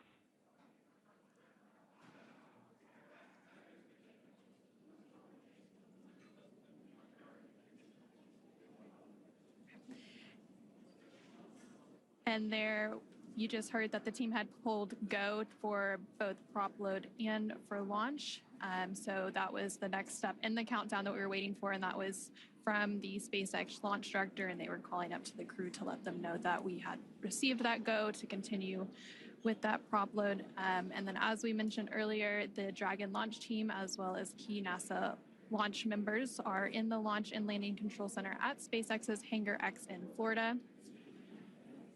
And the launch director will also check in with the Dragon mission director, referred to as the MD, and the NASA launch manager to make sure everyone is on the same page and everyone is ready to move forward. Again, there's a lot of teams and a lot of moving parts to getting a launch off the ground. And so leading up to the final stages of launch today, you will hear various check-ins on that process. So right now, there on your screen, you can see Crew-10. They are on board Dragon, waiting to get the green light to stow the crew arm for the launch and arm the launch escape system. And we did just hear that go, so we should start getting a good view of that access arm moving away from the spacecraft pretty soon. Now, on the range side of things, the range continues to be go for launch, monitoring the clearance area surrounding our launch pad, as well as the air and sea space along the flight corridor. And as you can see in your on the left-hand corner of your screen, the weather is looking great for today's launch. Overall, weather is trending in the right direction, and we currently have less than a 5% chance of violation at our target liftoff time today, which is great. Our teams will continue to keep an eye on the weather, but we'll have a final pre-fueling weather briefing in about 20 seconds from now at the T-minus 45-minute mark. Now, weather is forecasted to be excellent on the Space Coast heading into today's launch opportunity. And again, the current forecast is greater than 95% chance of acceptable conditions at launch. Now, weather along the Atlantic T-minus coast. 45 minutes. Both control rooms go into lockdown and remain in that state until the launch escape system is disarmed.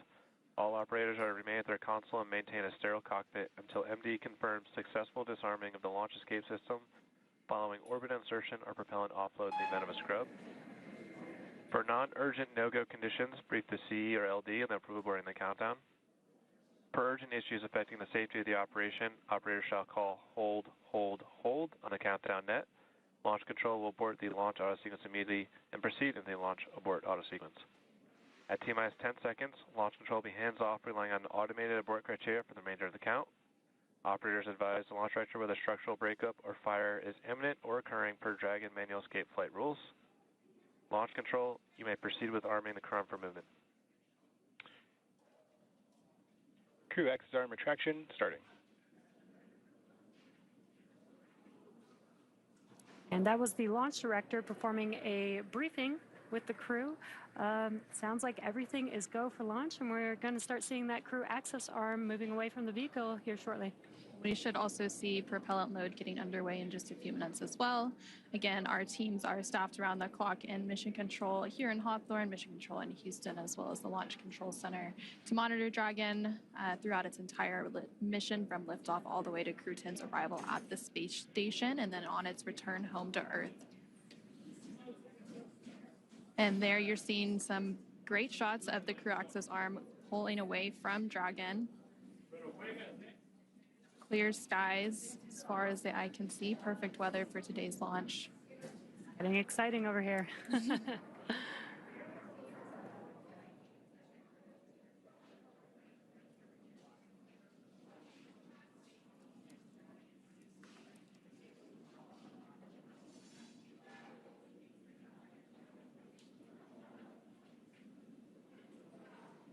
Yeah, weather looks amazing over there at pad 39A.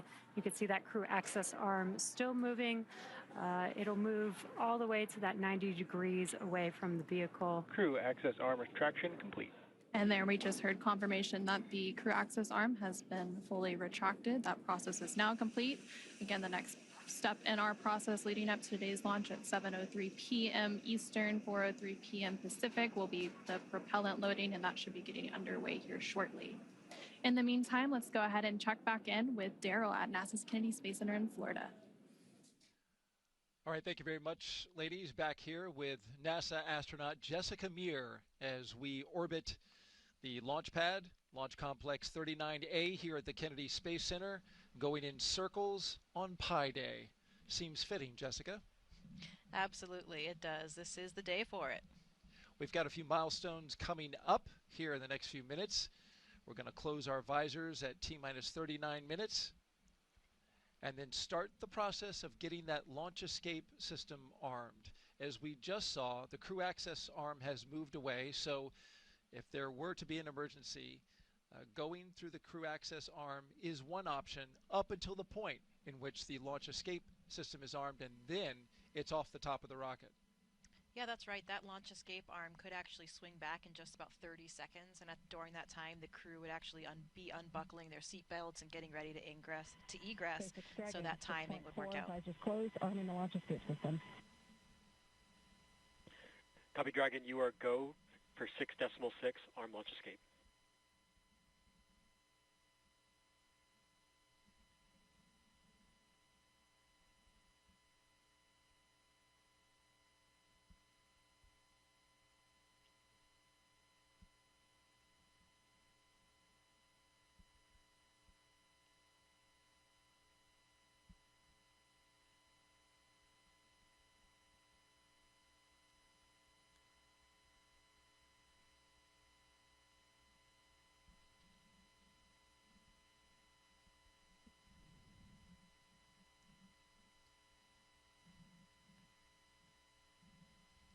Running these milestones early at this point, which is a good thing. We heard Commander... Launch escape system is verified armed.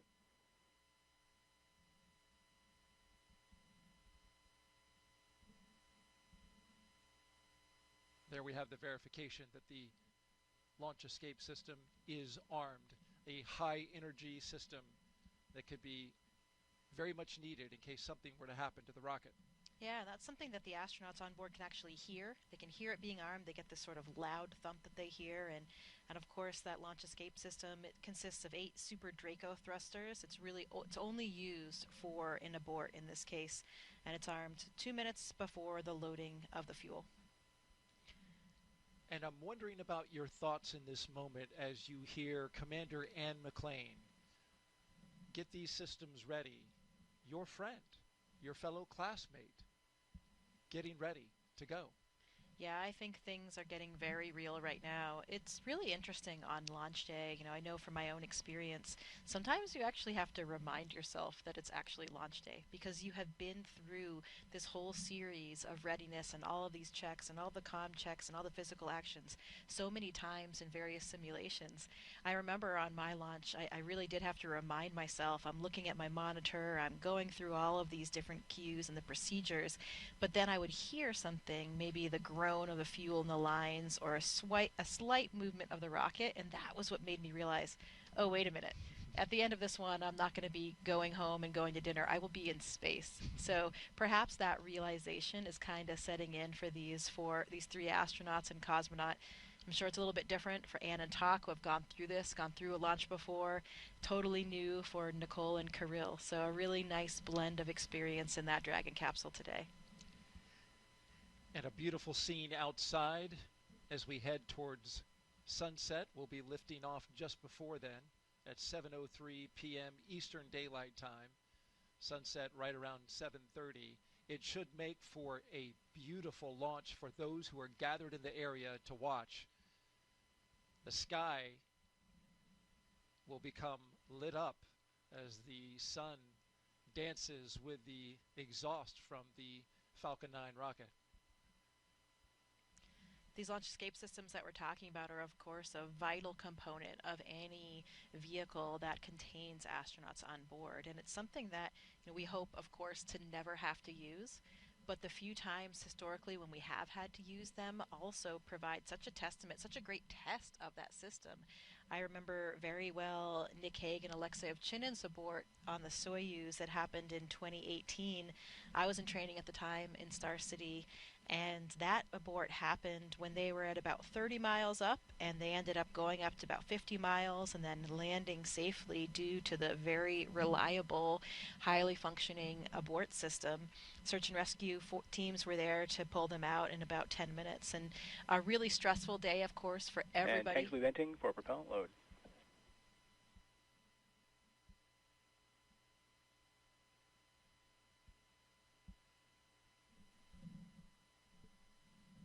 That was a stressful day for everybody on board and everybody on the ground, but again, a really nice test to see that these systems are in place for a reason and they do work.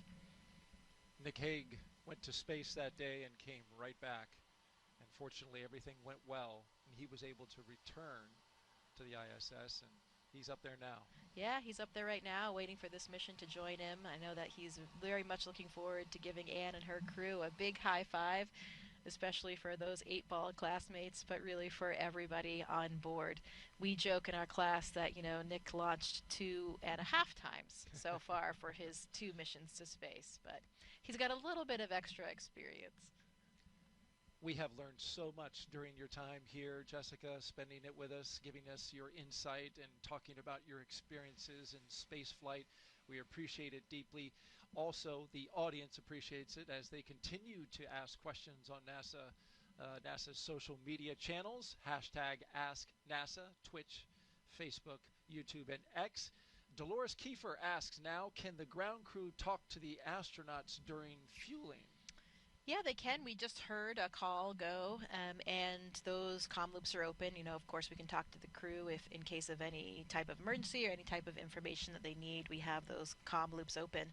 Interestingly, speaking about that, the crew can actually hear the fueling process. So they can hear the valves, they can hear the flow of the fuel as well. So interesting for them to be following along with the process. Can hear it, see it, and feel it. Just a few seconds now before we start propellant load for the Falcon 9 rocket.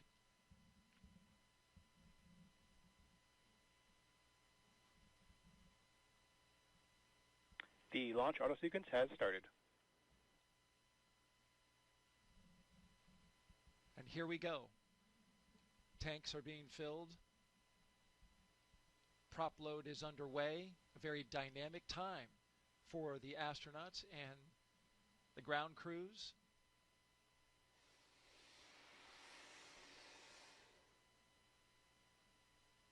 For this countdown today, we got a little further and have gone further than our attempt on Wednesday, which stopped at T-minus 43 minutes. We are now T-minus 34 minutes, and everything is looking good. The vehicle is go, spacecraft is go, ground teams are go, and now we are tanking this rocket.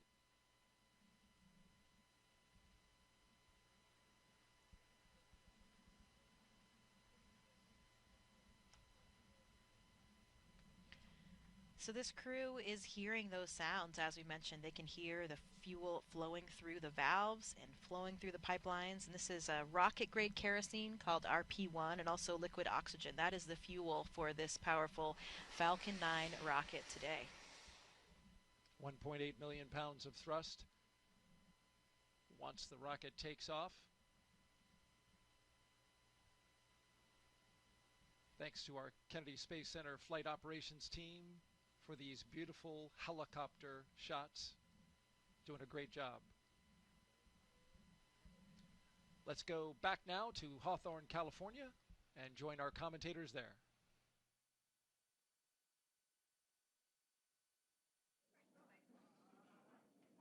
We are at T-minus 33 minutes from launch and getting closer and closer to launching Crew-10 into space. After the long-duration mission is complete, Crew-10 will be the first NASA commercial crew mission to target a return splashdown in the Pacific Ocean.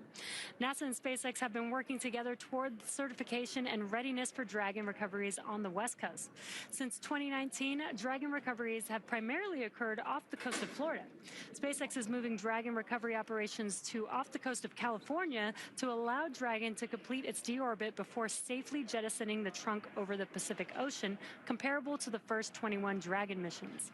Crew splashdown locations are near Los Angeles, Oceanside, and San Diego.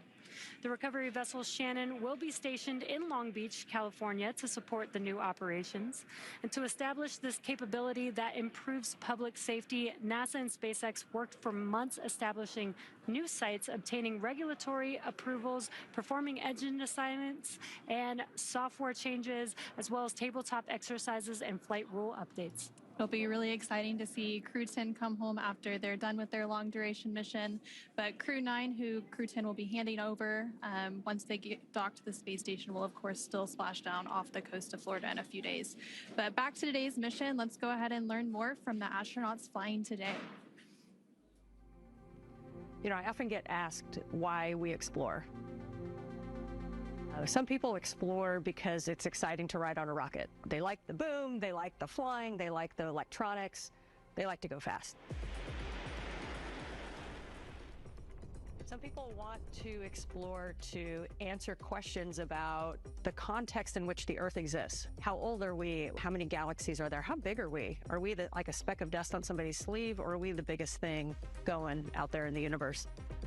Curiosity is like the main power that moves us forward. Space exploration is important to satisfy this curiosity. As we go on to the moon and Mars and look at what those planetary bodies are made of, we can learn a lot about the Earth itself and how to better humankind. I think it's important for us as a species to expand our boundaries, because that's how we advance our technologies and civilization. We have to continue to explore, continue to push the boundaries. And I think really throughout the history of humankind, we've always explored. And so when people ask why we explore, I would like to ask back, what type of society would we be if we lost that curiosity? Is that somewhere that we'd want to live?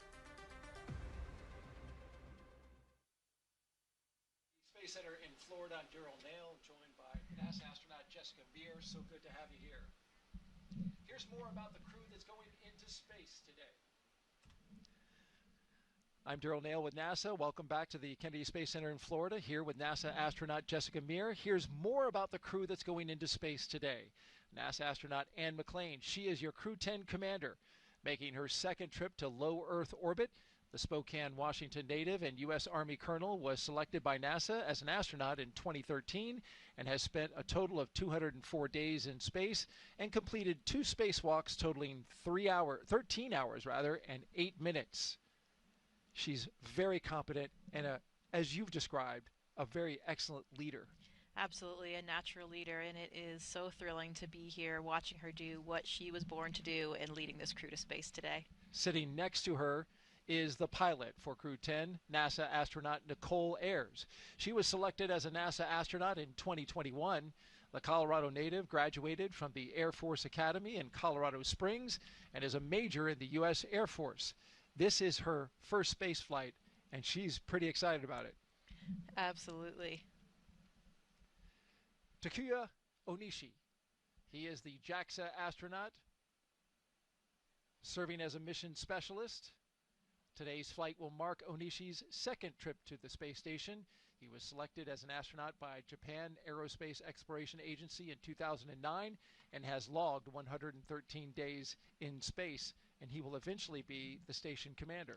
Yeah, that will be a very nice moment to see as Anne hands over those leadership reins over to Tak. Transfer of controls from her as the commander of the SpaceX vehicle over to Tak to be commander of the space station. So great opportunity for leadership for both of these experienced crew members. And the second mission specialist is Kirill Peskov. The Roscosmos cosmonaut was selected as a cosmonaut in 2018 and will be also making his first spaceflight today. This is really the ultimate of Kirill's very curious and adventurous nature. I hear he loves to discover all aspects of and areas of Russia and the U.S. now in his SUV, and he is always exploring, so this will be the ultimate of his exploration today for him and for all of his crew. And all 4 of these crew members are pilots. they speak that common language of aviation. That must be comforting to all of them. I think so, and I think it has brought them closer together as a crew. They can almost read each other's minds, they say. Sometimes, they don't even need words, and they have this shared sentiment, this shared language. It makes them a very synchronous, cohesive crew. And for the past year and a half, that crew has been training diligently to be ready to help conduct science investigations aboard station. The crew will perform biomedical research and technology demonstrations over the 4-month expedition. Commander Anne McLean is participating in the Canadian Space Agency space experiment involving heart health. This headband is actually connected to sensors throughout my body, and they are collecting real-time data on my heart rate, oxygen saturation, and my respiratory rate. Imagine the day where you go see your doctor because you're concerned about your heart health, and they give you these sensors to wear, and they get this massive, comprehensive look at your cardiovascular health over multiple days doing multiple activities. Another science investigation on board involves tiny materials inspired by our own DNA that could help be used here on Earth with those people who suffer from arthritis in their knees.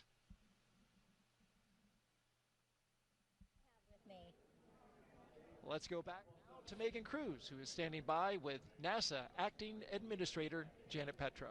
Yeah, that's right. Acting administrator since January, and then, of course, before that, center director here at Kennedy since 2021. And how does it feel to be back here to watch another cruise launch? Oh, my God. I can't, Megan, tell you how excited I am to be here. And I was here the whole week. We had unfortunately had the scrub on Wednesday, but I cannot explain the feeling of coming back home. Oh. I love this center. I love this workforce. I love the mission that we have here at the center. So it was very exciting. In D.C., it's not my normal job jar down here at the Kennedy Space Center being center director where, I had the workforce and the mission. So I'm super excited to be back here and to be able to witness this launch later tonight. Yes, absolutely. Launch is going to happen here shortly. And, I know we've been talking about this a lot in the broadcast that every single member of Crew-10 is a pilonaut. Yes, actually. A pilot, as are you. Did you get to talk to the crew? I see that they've signed your hat. I absolutely did. So I got to see them a couple times. So when they landed at the landing facility here, I got to see them and greet them. And that's where they gave me this hat, which is so cool. I've never gotten a present from a crew before. So Crew-10, hats off to them for giving me, and they did sign it. And then on Tuesday, we got to go what's called Behind the Glass tour and talk to them. They're behind a glass because they're in quarantine, and we got to talk to them and ask them questions and talk to them and just see how they were doing. And so that's pretty special. So I got to talk to all of them, all of those pilots there, and they are super excited, ready to go. Yeah, and speaking of excited, we have NASA astronauts Sunny Williams, Butch Wilmore, Nick Hague, plus Roscosmos cosmonaut Alexander Gorbanov. They're going to come back shortly after Crew-10 arrives on station. During a live press conference from station recently, Butch and Sunny said they're going to miss space. Absolutely, because you got to think about the astronauts. And by the way, last week from Johnson Space Center's Mission Control, I did get to talk to Butch, Sunny, Nick, and a little bit to Don Pettit there, so I got to talk to them as well. But you got to figure they, to be selected and trained and the passion that they have to go to space, for them, it's got to be, this is what they do for a living. Mm-hmm. This is what they're going to do. And in fact, I would bet they might have some mixed emotions for leaving because, every time you get to go to space, which is what all astronauts want to do, you never know. It might be your last time because you might not be selected for another mission or whatever. So I bet they have mixed emotions leaving their colleagues up there at the space station. I'm sure they're anxious to get home and put their feet on Earth and spend time with their family, but I think that they have enjoyed their time in space. When I said behind the glass to Butch and Sunny a while ago, I asked them, and they had told me that they hope they get to stay a little bit longer than 8 days in space. That was at their behind the glass. Now, I don't know if they meant to stay as long as they got to, but I know that they are a valued member of this expedition crew, and they've done amazing research. They've done spacewalks together. I think Sunny now holds a record for the most amount of time in the vacuum of space. They have to be very, very proud of what they've accomplished. They were very much integrated as a crew and did a lot of work on the station, research and science experiments. Yeah. And so, yeah, I think they're going to miss space. I think so. Well, Janet, no mixed emotions here. It was great seeing you. I'm going to put this in a jar of memories of today because this was wonderful, and we're about to see lunch. All right. Great Thank to you, have you, Megan. Janet. All right. Bye-bye. All right. We'll send it back to Daryl and Jessica. All right, thank you both. And just behind them, as you saw in that shot, was the Vehicle Assembly Building, a very iconic building here at NASA, where we recently reached a major milestone in NASA's Artemis program. That's, of course, preparing for the first crewed mission around the moon in over 50 years. Engineers finished stacking the twin solid rocket boosters for Artemis 2. These 177-foot tall boosters will provide most of the 8.8 million pounds of thrust needed to launch 4 astronauts on a 10-day lunar journey. There's a shot of the core stage, which they're starting to work on now. Since November, crews have used a massive crane to lift and assemble those booster segments. They're each packed with avionics and motors that will safely detach after launch. Now, with the completion of that, they're going to focus on the SLS. Artemis 2 will carry NASA astronauts Reed Wiseman, Victor Glover, and Christina Cook, along with Canadian astronaut Jeremy Hansen, on a mission around the moon. So here's Jeremy now with a little more about that.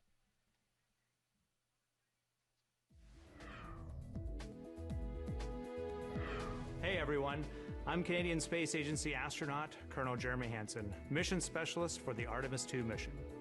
I'm here at the Johnson Space Center here in Houston, Texas, where we normally do most of our training. But every once in a while, we like to change it up a bit. Reed, Victor, Christina, and I recently spent several days in Iceland trading in our spacesuits for hiking gear to study its geology and surroundings. Why Iceland? Well, as you can see, it has a similar landscape and terrain to the moon, with various volcanic rocks like basalts and breccias, and has limited to no vegetation. The Nordic island has been a lunar training site for NASA astronauts since the days of the Apollo missions. My crewmates and I teamed up with scientists and geology experts to explore the huge boulders, formations, and volcanic craters across the lava fields. During our journey, we stopped at various spots to discuss what we observed. Some of the really fine material is compacting into what's like the glue holding this together. And even tested different types of tools to collect rock samples. Although we won't be landing on the moon during our mission, this field work and navigation practice will allow us to make informed observations when passing the lunar surface and pave the way for future Artemis crew training. And that's your Artemis Moon Minute. For more Artemis updates, scan the QR code on your screen right now, or visit nasa.gov/Artemis-Roman numeral 2 or II. You don't have to worry about getting updates there, though, because, Jessica, you are friends and former classmates with both Victor Glover and Christina Cook. Yeah, that's right. They are my astronaut classmates, like brothers and sisters, and it has been so exciting to see this Artemis journey. I was here for the Artemis 1 launch, and that just made it all so real. We saw the hardware, we saw the vehicle, we saw the launch, and we knew that the next time that vehicle launched, it would be with my friends and colleagues on board. So it was an incredibly exciting moment for all of us as astronauts. That launch coming in February of 2025, currently scheduled on the calendar. Let's go back now to SpaceX in Hawthorne, California.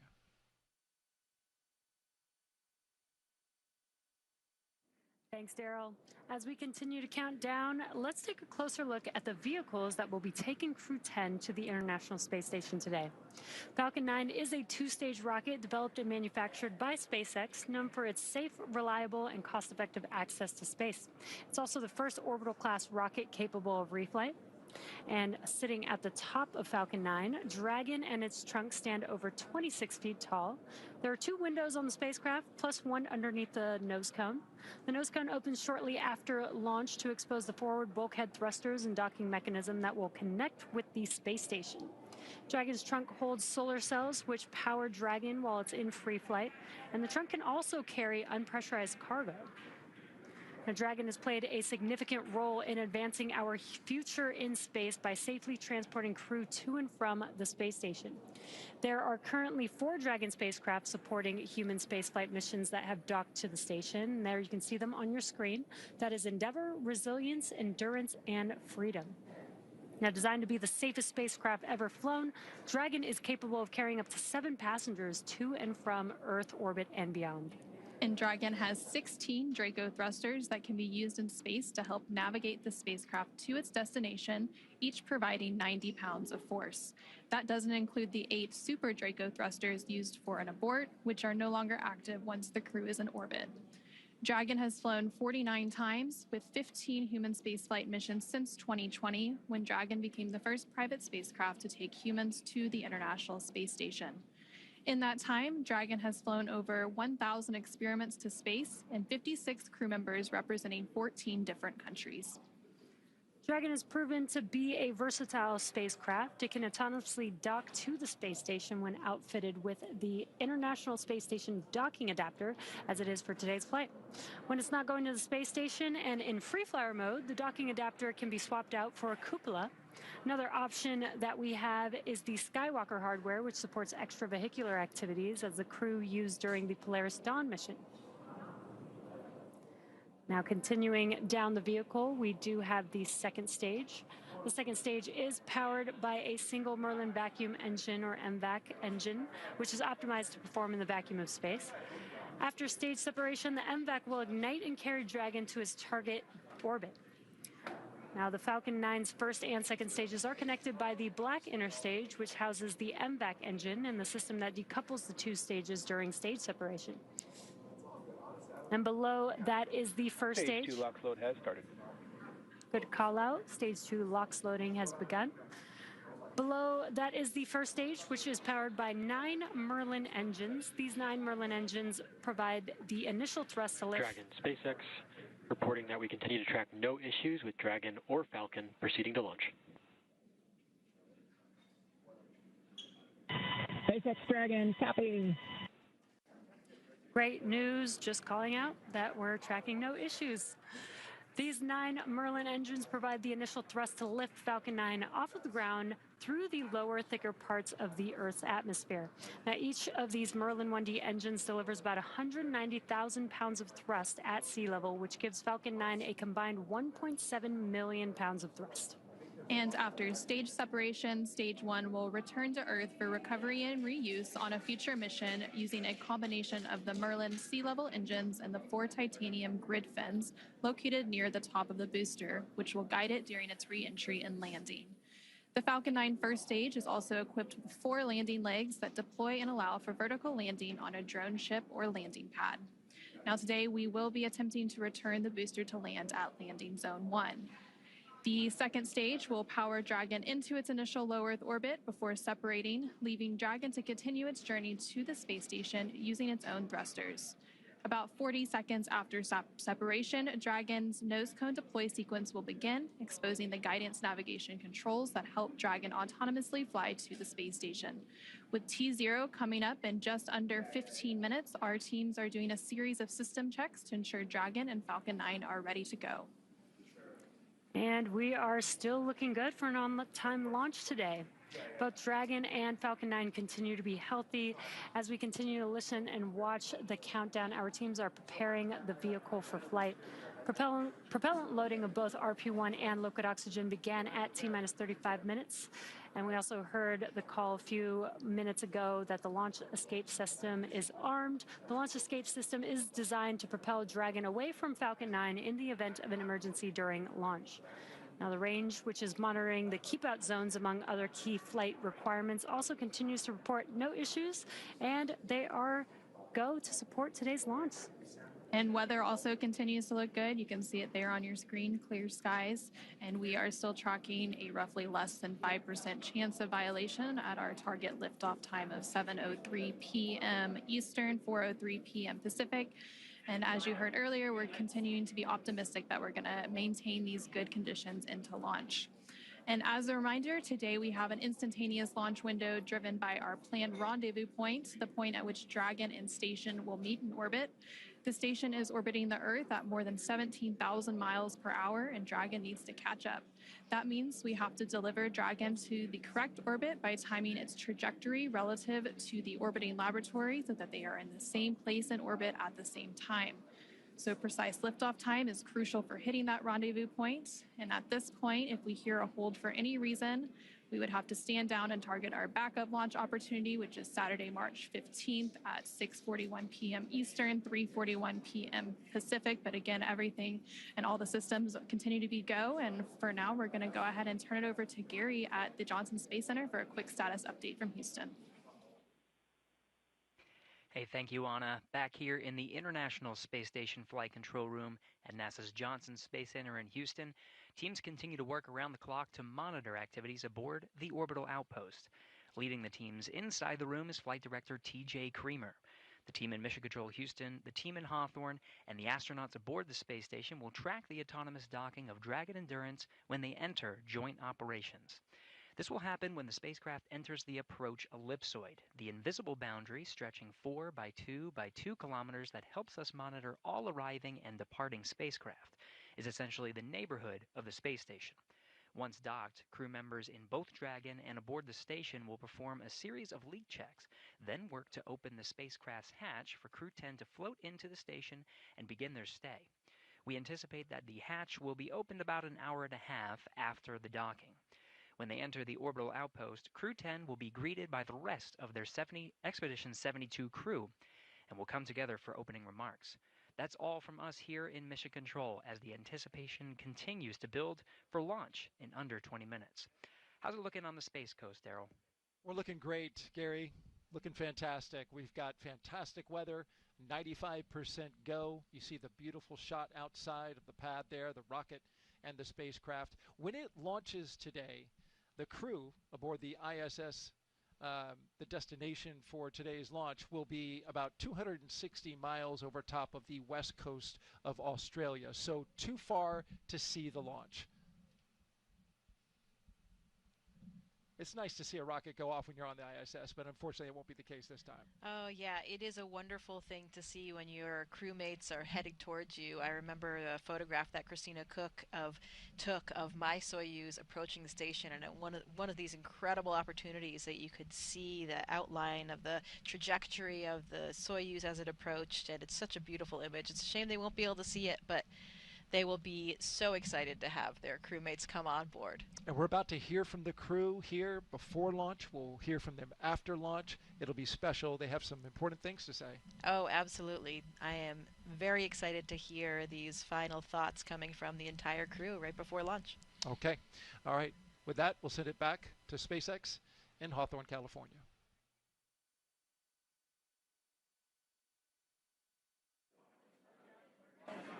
Thanks, Daryl.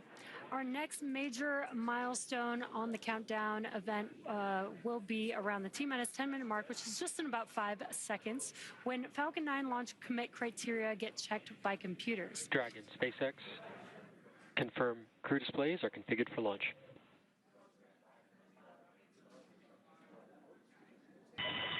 SpaceX Dragon, displays are configured for launch. And with that, this is the pilot, Nicole Ayers. And on behalf of Crew-10, we'd like to say that today we celebrate the countless individuals all over the world that have made this journey possible. To the engineers, instructors, flight controllers, scientists, and leaders who worked tirelessly to get us here, thank you for your dedication to the safety and success of this mission. And a special thank you to our friends and families for your unwavering love and support. This mission is a testament of what humans can achieve when we work together. Go Crew-10!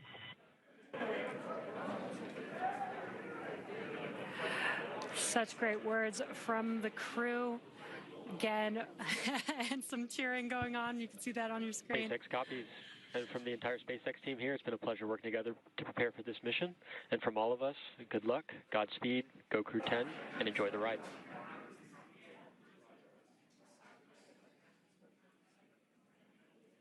Great comms. That was from our core here in Hawthorne in Mission Control. Now, there are many systems in place to ensure that the rocket and the crew are both safe leading up to liftoff and during flight. And now that we are in terminal count, our teams are performing those final checks before launch. And coming up here in just a few minutes, we will start having that stage 1 engine chill start. And now we're just over 8 minutes away from launch. Again, today's ride to orbit will be about 9 minutes, which is from the time of liftoff to second stage cutoff. And then Dragon in the second stage will continue to coast for a few minutes after that prior to separation. You'll hear some performance calls along the way as we get into the final countdown and then after liftoff. And these are SpaceX flight controllers reporting on trajectory, speed, booster performance, and other key milestones. So some of the callouts you will hear after liftoff are a combination of letters and numbers, which will mark different abort zones throughout the flight up the eastern seaboard. The first two are 1 Alpha and 1 Bravo, which are abort modes available while the first stage is firing. And then the next round of numbers and letters you'll hear are 2 Alpha through 2 Echo, though you'll only hear the 2 Alpha call on the public loops, and those will come into play once the second stage kicks in.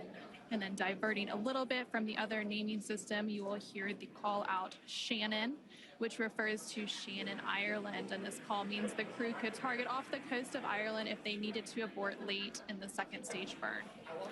And you'll continue to hear those different callouts along with key performance callouts from the guidance, navigation, and control officer along with the propulsion lead. We're now just under 7 minutes away from launch. Engines are chilling in for flight. And we just heard that confirmation that the stage 1 engine chill has started. Yeah, exactly. That call out is because we are flowing a little bit of liquid oxygen into the engines. That's to help prepare the vehicle or the engines for the full flow of liquid oxygen into the engines. That makes sure that we don't shock the system at that full flow. Now we are still loading. At liftoff, Falcon 9 is consuming about 700 gallons of fuel per second. So engine chill helps us prevent that thermal shock into the engine. So again, we have passed that T-minus 7 minute mark. Next call out will be stage 1, RP1 loading complete, which we just heard that. And the RP1 is densified kerosene or rocket fuel that will propel the crew into orbit. All of that RP1 is now fully loaded into the rocket, and since we previously heard that second stage loading was completed. We are still loading the liquid oxygen or LOX onto the first and second stages, and this is the oxidizer needed to combine with the densified kerosene that just finished loading. The RP1 liquid propellant needs an oxidizer to combine with in order to ignite. Coming up in just under 30 seconds at that T-minus 5 minute mark, we will hear the call for Dragon to configure for terminal count and then transition over to internal power.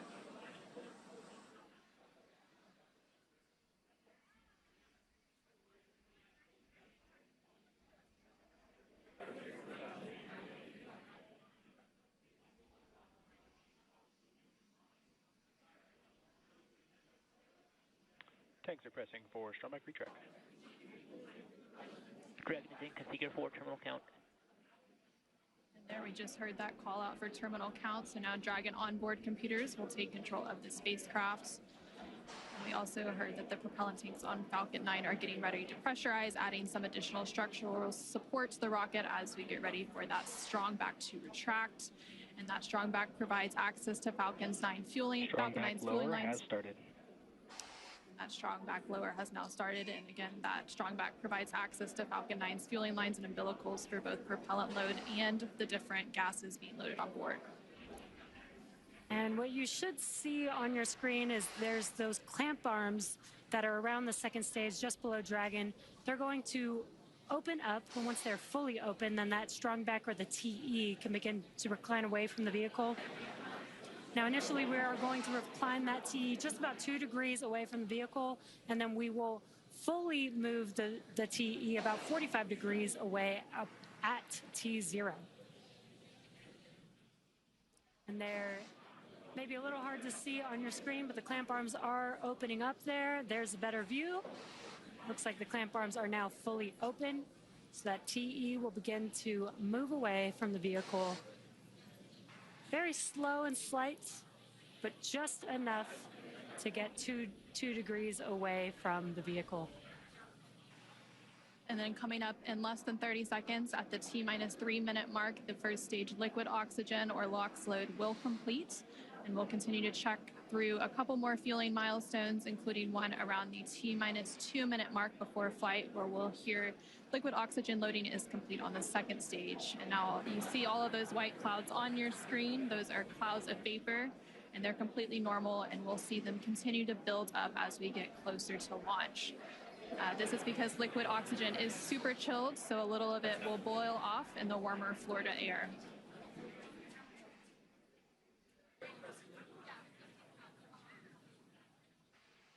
Stage 1, LOX load complete. Great call out there. Stage 1. Count and on.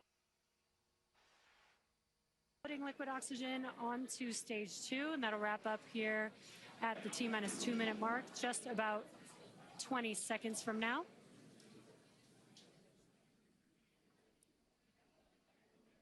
And once we finish propellant loading, that will mean that 1 million pounds of RP1 and liquid oxygen will be loaded onto Falcon 9 here, just under 10 seconds.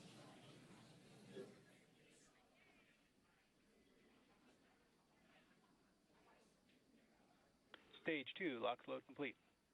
We just heard confirmation that the stage 2 liquid oxygen loading is now complete. We are under 2 minutes away from launch. Gas closeout has also begun. So we're now isolating all of the feed lines for the different gas systems from the Falcon 9 rocket. And those gases will then get vented overboard through umbilicals and the strong back. And you just heard that call out that Dragon is an Ground auto gas aisle. closeouts, expect loud venting. Well, you can hear that venting now. Obviously, rockets are very loud, and the sound can impart pressure loads back on the rocket itself. The ton of water absorbs and prevents the sound from hitting the structure and reverberating back onto the rocket. And that call out for auto idle puts the rocket in a state the flight computers understand before it takes over, making sure the transition to final countdown is smooth and all the flight computers on board are in sync and configured for launch. Falcon 9 is in startup. And now we just heard that Falcon 9 is in startup. Is in countdown. And in the final countdown, less than a minute to go, and at the time of launch, the space station will be flying 260 statute miles over the west coast of Australia. Dragon, SpaceX. Go for launch. And great call out. SpaceX, Dragon Crew-10, copy, go for launch. Great call out that we're go for launch, and we do have a large crowd here in front of Mission Control. T-30 seconds. Waiting to watch Crew-10 take off today.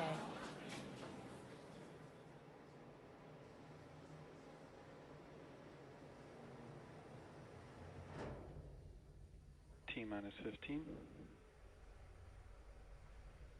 T-10.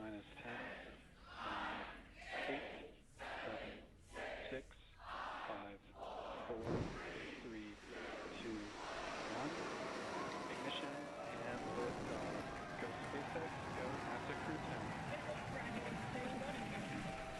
Copy, 1 Alpha. And liftoff of Crew-10 now Vehicles pitching downrange. Space Station.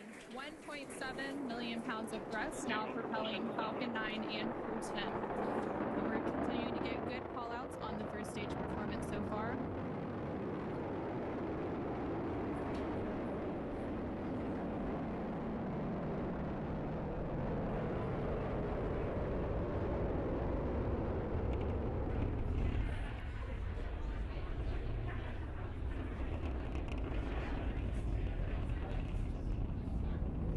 We're now 40 seconds into today's flight. Power and telemetry nominal. Continuing to get good performance call-outs. Throttle down. Yeah, we are throttling down the engines in preparation for Max Q. What great timing that was. We just passed through Max Q. That's the largest structural load that the vehicle will see on ascent. Vehicle supersonic. Stage 1, throttle up. You're now just over 1 minute and 10 seconds into today's flight, traveling at more than 1,400 miles per hour. Stage 1 Bravo. And we just heard that call out for Juan Bravo, which means we're in the second and final abort mode for the first stage, continuing to get good performance. And the crew already pulling over 2 Gs. Next up, we'll have a couple of events happening in rapid succession. Factual started. First will be that engine chill on the second stage impact engine, which we just heard. And then we'll have MECO, or main engine cutoff, where the 9 engines on the first stage will cut off ahead of the first and second stages, will be separating from one another. Then the single Merlin vacuum engine on the second stage will ignite and continue to carry Crew-10 to orbit while the first stage begins its journey back to Earth. Now we're just 2 minutes into today's flight. The vehicle is traveling just under 4,000 miles per hour. We're just about 20 seconds away from those events that Anna just mentioned. The 9 Merlin engines will shut down here in just about 10 seconds for MECO, stage separation, and SES-1.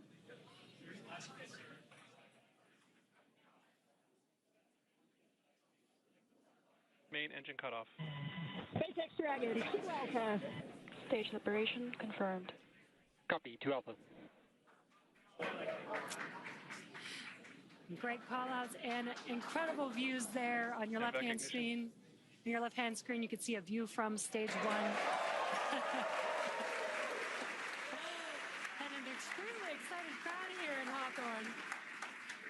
Awesome views of that boost back burn on the first stage, as well as the MVAC engine igniting on the second stage.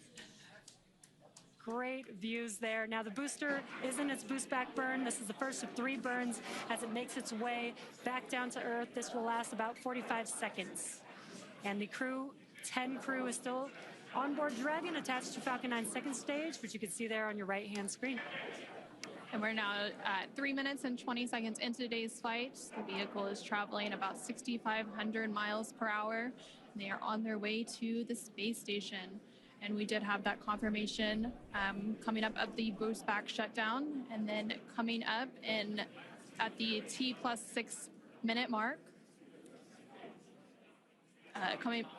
And there we have our first images of the crew inside the Dragon spacecraft as they make their way into orbit.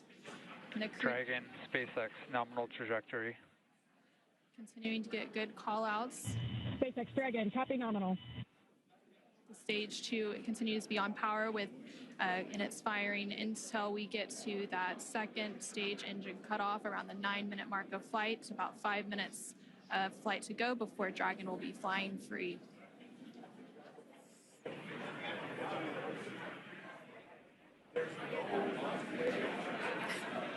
Some cool views there on your left-hand screen. That's the first stage booster as it's making its way back down to Earth. This is a ground tracking camera getting these awesome views. And on the right-hand side of your screen, you can see that lone Merlin vacuum engine of the second stage. We're continuing to get good performance on the second stage. And the crew's G-loads will dip right when we hit the separation events, and it's going to continue to build up until then. Dragon, SpaceX, nominal trajectory. SpaceX Dragon, copy nominal. We're now at 5 minutes into today's flight with a liftoff at 7:03 p.m. Pacific, 7:03 p.m. Eastern, 4:03 p.m. Pacific. Continuing to get good call-outs as Stage 1 makes its way back to Earth, and Stage 2 continues to fire, propelling Dragon into orbit. If you're just now joining us, the 4 members of Crew-10 launched from Launch Complex 39A at Kennedy Space Center in Florida. And they're currently on board Dragon, still attached to Falcon 9 second stage, which you're seeing there on your right-hand screen. On your left-hand screen, the first stage vehicle is making its way back down to Earth. It already completed the first of 3 burns as the boost back burn, and the next event coming up for that vehicle is going to be the entry burn. Dragon, SpaceX, nominal trajectory. Great call-outs there. That entry burn is coming up. SpaceX Dragon, copy nominal. That entry burn is coming up here in just under 20 seconds. We'll reignite 3 of those 9 Merlin 1D engines to help slow the vehicle down as it makes its way back into the Earth's atmosphere. We're now just over 6 minutes into today's flight as Dragon and the second stage continue traveling at over 12,000 miles per hour, making their way into orbit and on the way to the International Space Station.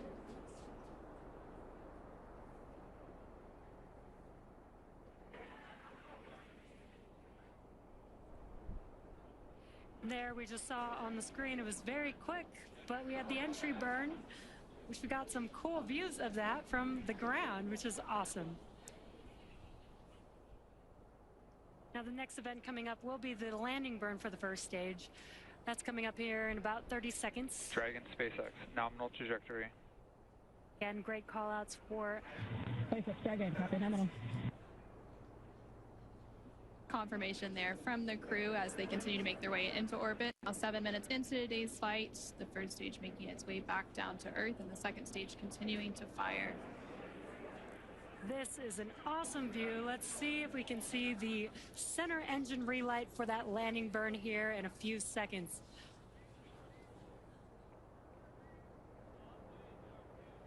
There's that landing burn. Let's watch as Falcon 9 touches down on landing zone 1.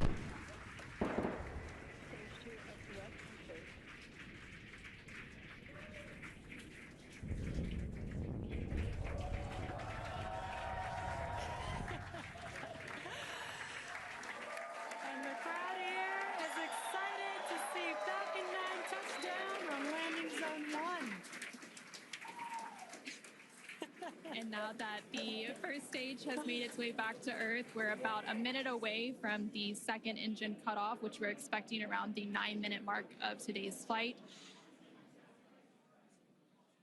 We're continuing to get good call-outs, and Dragon and all of the systems on the vehicle are performing as expected. Just over 8 minutes into today's flight, traveling more than 21,000 miles per hour. Terminal guidance. Hearing good call-outs. We're about 30 seconds away from that second engine cutoff, and then shortly after that, about a minute or so later, we will have orbital insertion. SpaceX Dragon, Shannon. SpaceX copy, Shannon. And that call out there for Shannon, and that is the call out for Shannon, Ireland, which is the final abort stage for the second stage off the coast of Ireland. Standing by for a second engine cutoff. And back shutdown.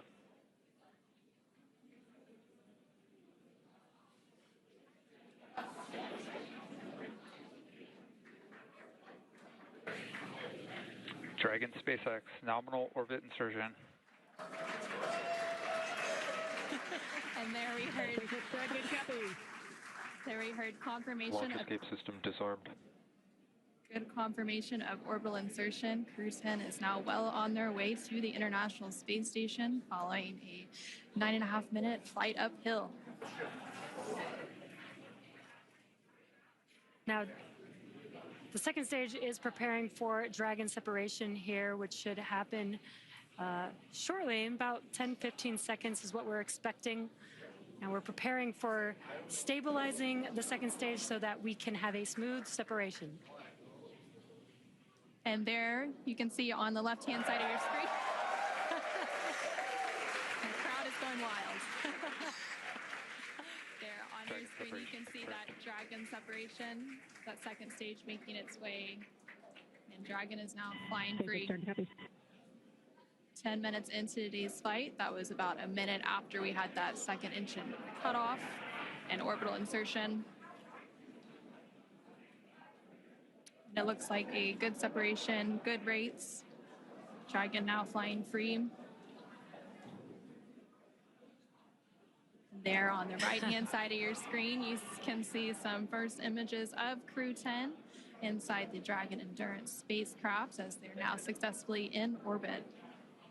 Dragon, SpaceX, Chief Engineer on Countdown 1. On behalf of the entire Falcon team, we thank you for flying with Falcon and wish you a great mission. Over to LD. It was an honor flying with you this evening. We wish you well on your journey and give Crew 9 our best. Thank you for flying SpaceX.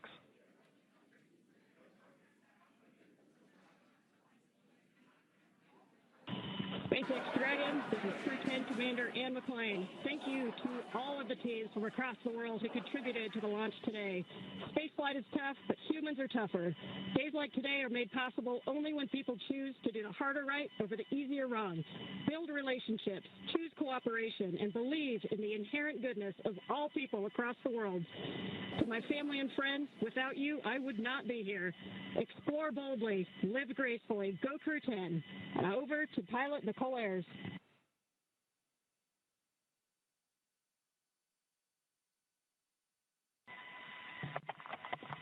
Nicole Ayers again. We are not the first humans to get to orbit, and we wouldn't be here without the bravery and hard work of those who have paved the way for human spaceflight. We now get the unique perspective of Earth without borders and get to revel in the connectedness of humanity. I would be remiss to not once again acknowledge those who helped me get here, to this wonderful view and this perspective, to the teachers, coaches, fellow officers, fellow teammates, Raptor Nation, to my friends and family that encouraged my dreams from the start. Thank you. I wouldn't be here without you.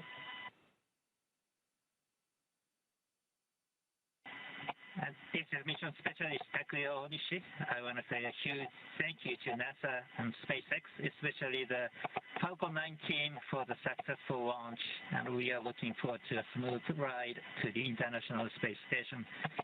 日本の皆さん、たくさんの応援ありがとうございます。9年ぶりの無重力の感覚をかみしめてます。これから先の ISS への宇宙の旅、楽しんでいきたいと思います。I will now hand the mic over to Mission Specialist Kirill. Thanks a lot to NASA and SpaceX for this wonderful ride, and I want to say a couple of words in Russian. Пользуясь такой чудесной возможностью, хочу поздравить с 65-летием со дня начала подготовки первого отряда. И также хочу сказать спасибо большое за те знания и жизненный опыт, который мной были получены в всех стенах для того, чтобы выполнить этот полет. А также спасибо школе номер 14 города Назарова, Ульяновскому высшему авиационному училищу гражданской авиации и авиакомпании «Макар» и «Нордвин», где я начинал свой путь в небо. И, конечно же, спасибо большое семье и за поддержку.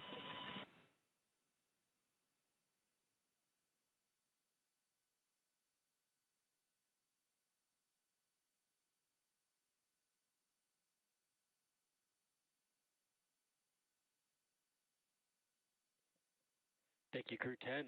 At this time, I can report nominal dehumidifier activation and service section Draco checkouts.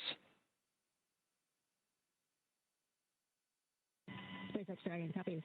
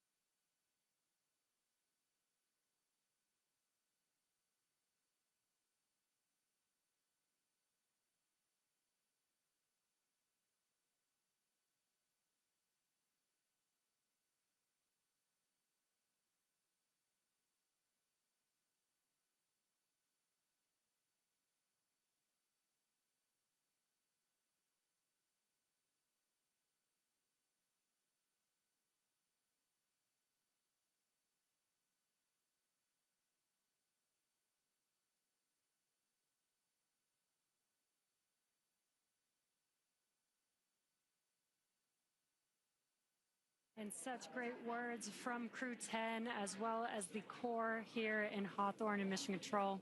We also got confirmation that the nose cone deploy is underway. The 6 hooks that hold the nose cone in place during the launch and ascent portions have to retract, and then the nose cone will be able to start to swing open and deploy. Now, this uncovers a number of critical systems for the flight up to the space station, including the forward bulkhead thrusters and the docking hatch.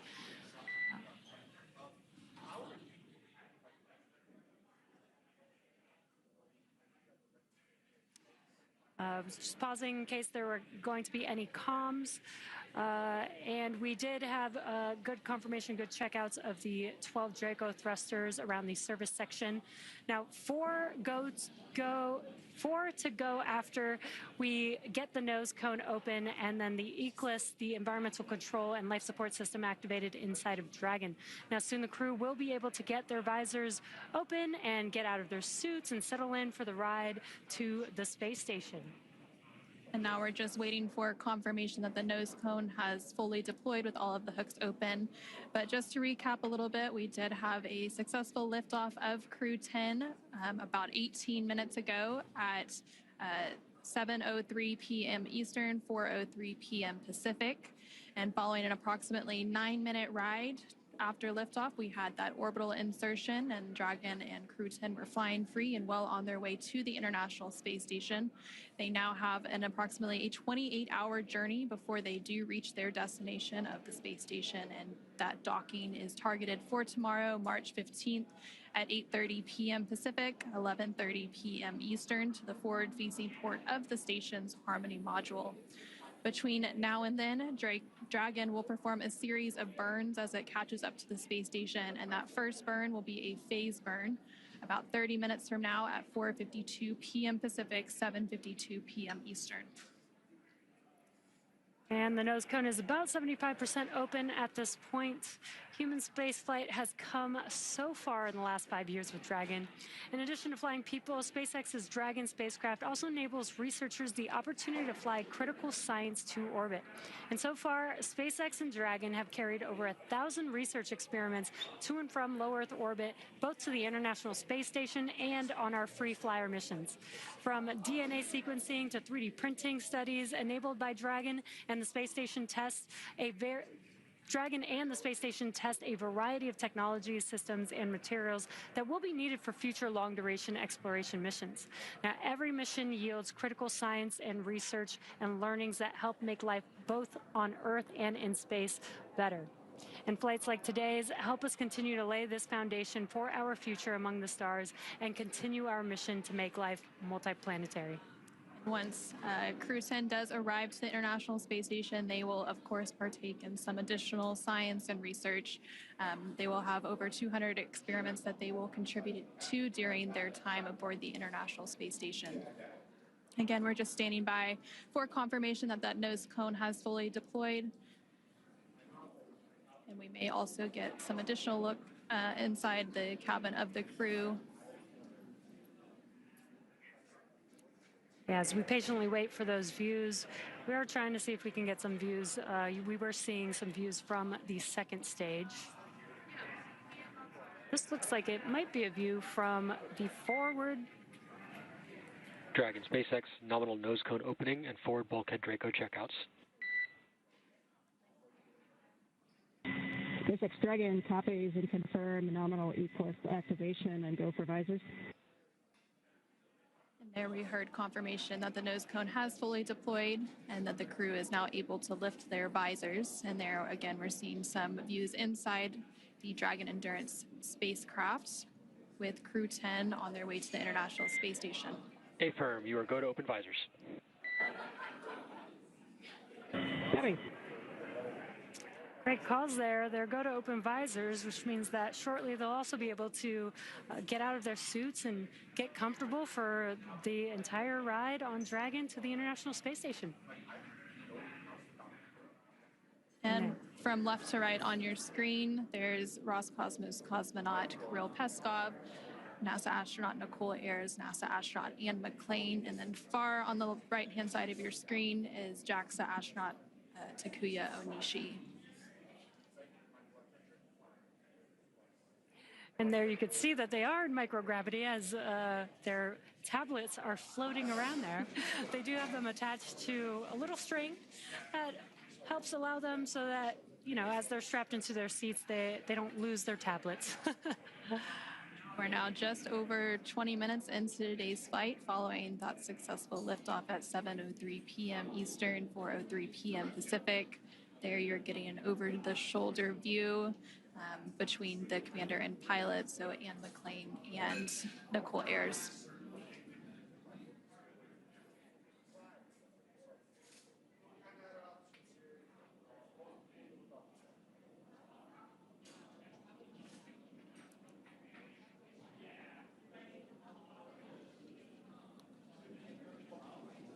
If you're just now joining us, you are watching live Crew-10 out in space in the Dragon vehicle. They lifted off from Space Launch Complex 39A at 7:03 p.m. Eastern Time. Dragon SpaceX, there are about 3 minutes remaining in the current ground station pass. At this time, you're welcome to introduce your zero-G indicator. We're using the full crew cam so we can see all 4 crew members right now. All right, copies. Thank you, SpaceX.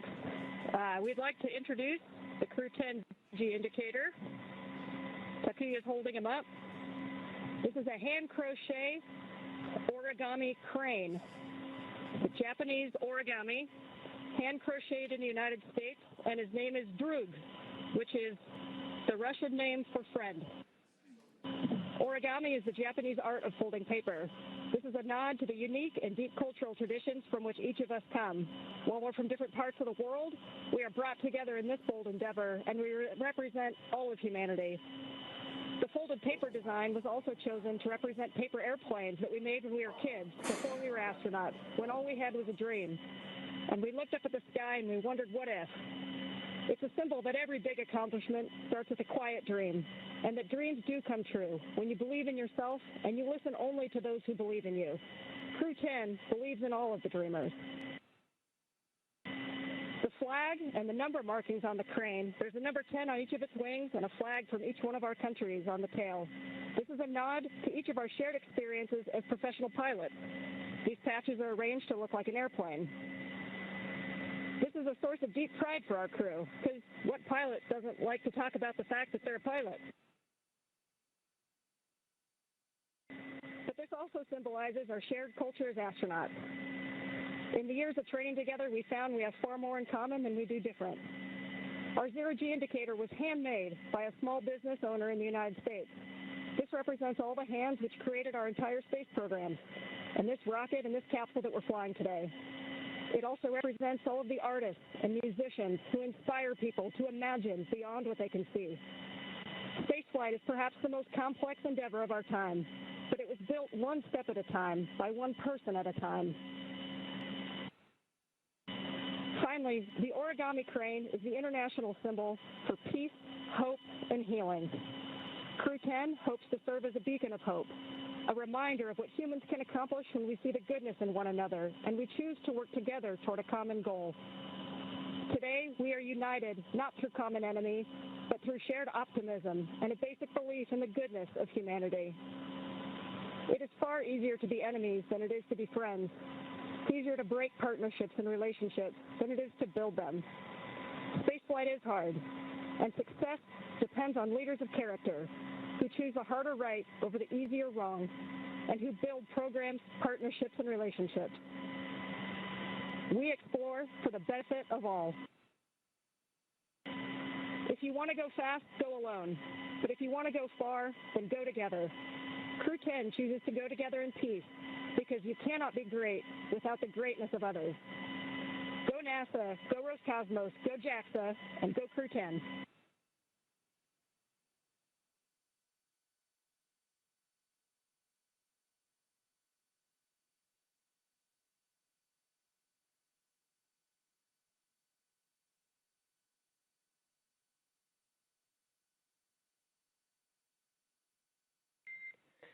Dragon SpaceX, we really appreciate those words, Ann. Thanks for introducing.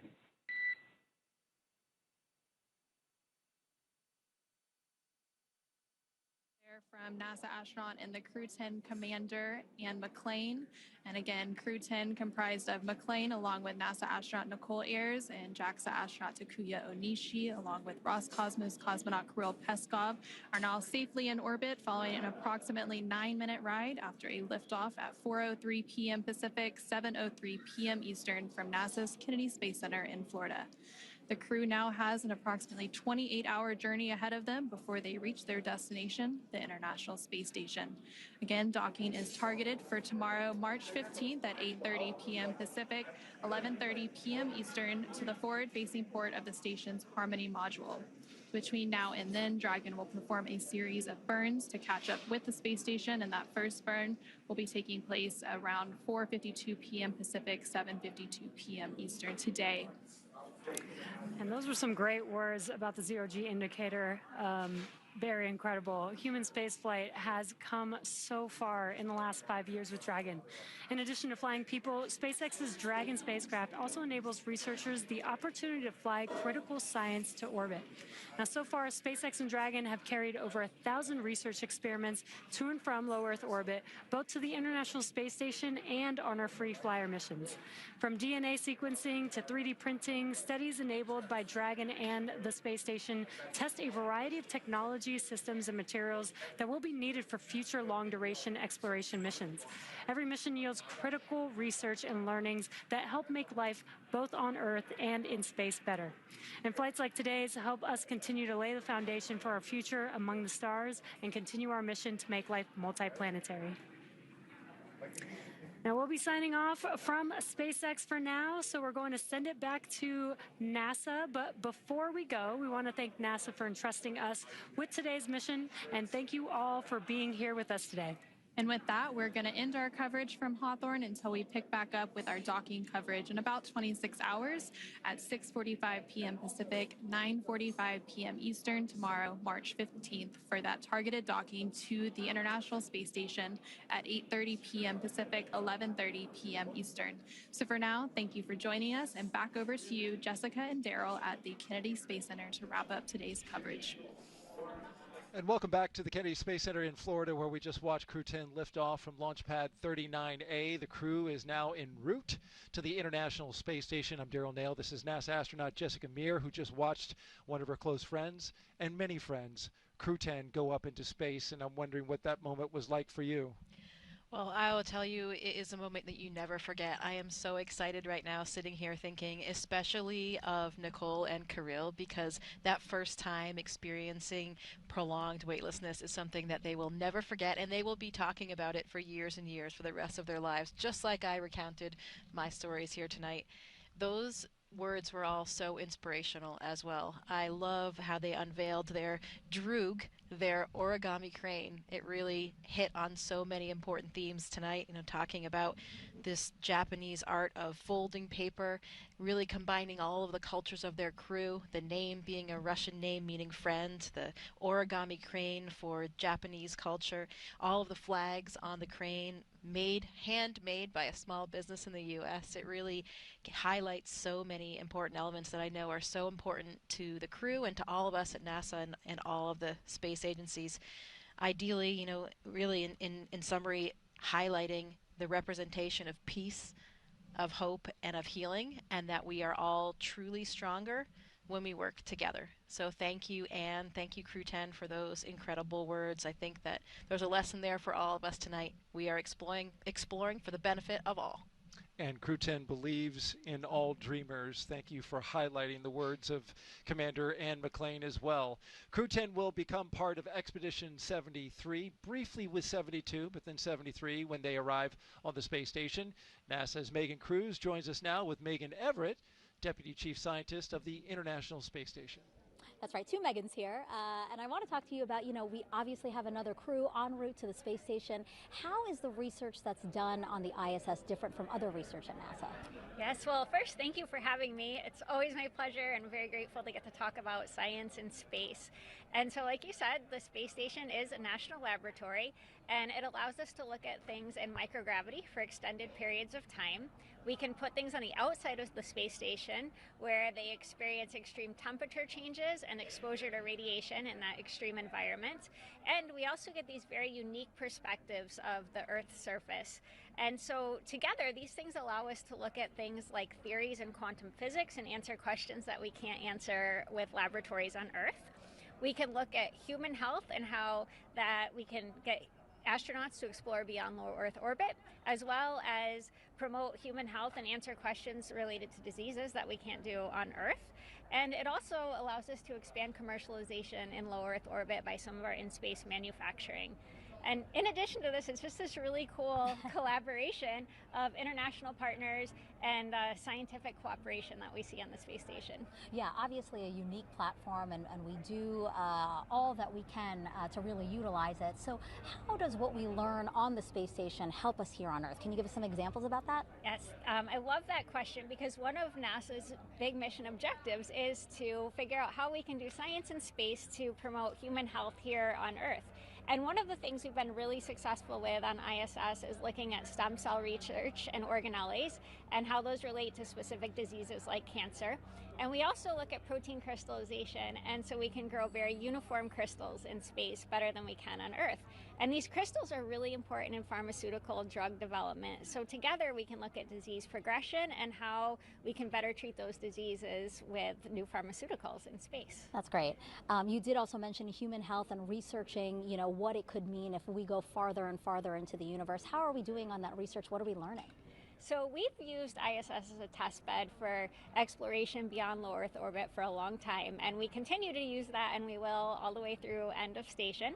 And some of the specific things that we look at are how the human responds to long duration exposure to gravity. So we look at exercise countermeasures, at how we can maintain muscle and bone strength. We look at things like food systems for how we keep crew healthy for long periods of time. We have a very robust plant growth program, so we try to optimize crop output by changing things like soil and water exposure to those plants.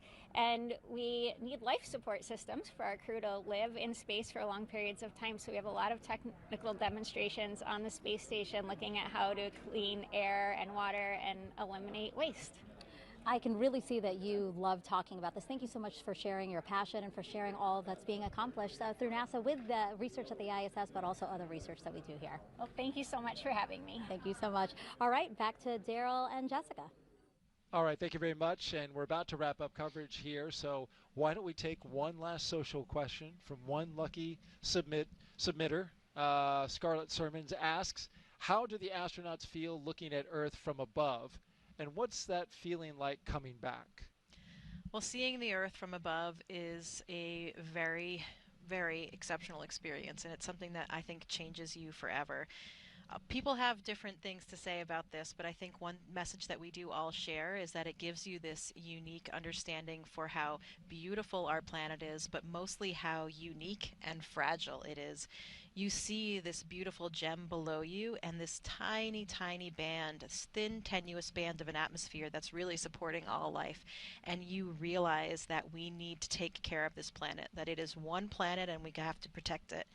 Secondly, one thing that I really was struck by was seeing how interconnected everything is. You see all of the land masses with no boundaries, you see all the continuous oceans, and you realize how connected everything is, how we really are just one human. We are all here together, in it together as one. It's easy as humans to have these man-made imposed boundaries that we see delineated on the globe, but for us as astronauts, we realize that we are truly all in this together. Well said, Jessica, and let's go ahead and end it on that. Right here on NASA Plus, you can follow us along with Crew-10's entire journey to the station by listening to real-time audio commentary of the mission. Just scan the QR code that you see right there at the bottom of your screen, or if you're watching us on your phone, you can just do a screen grab and then click on it later.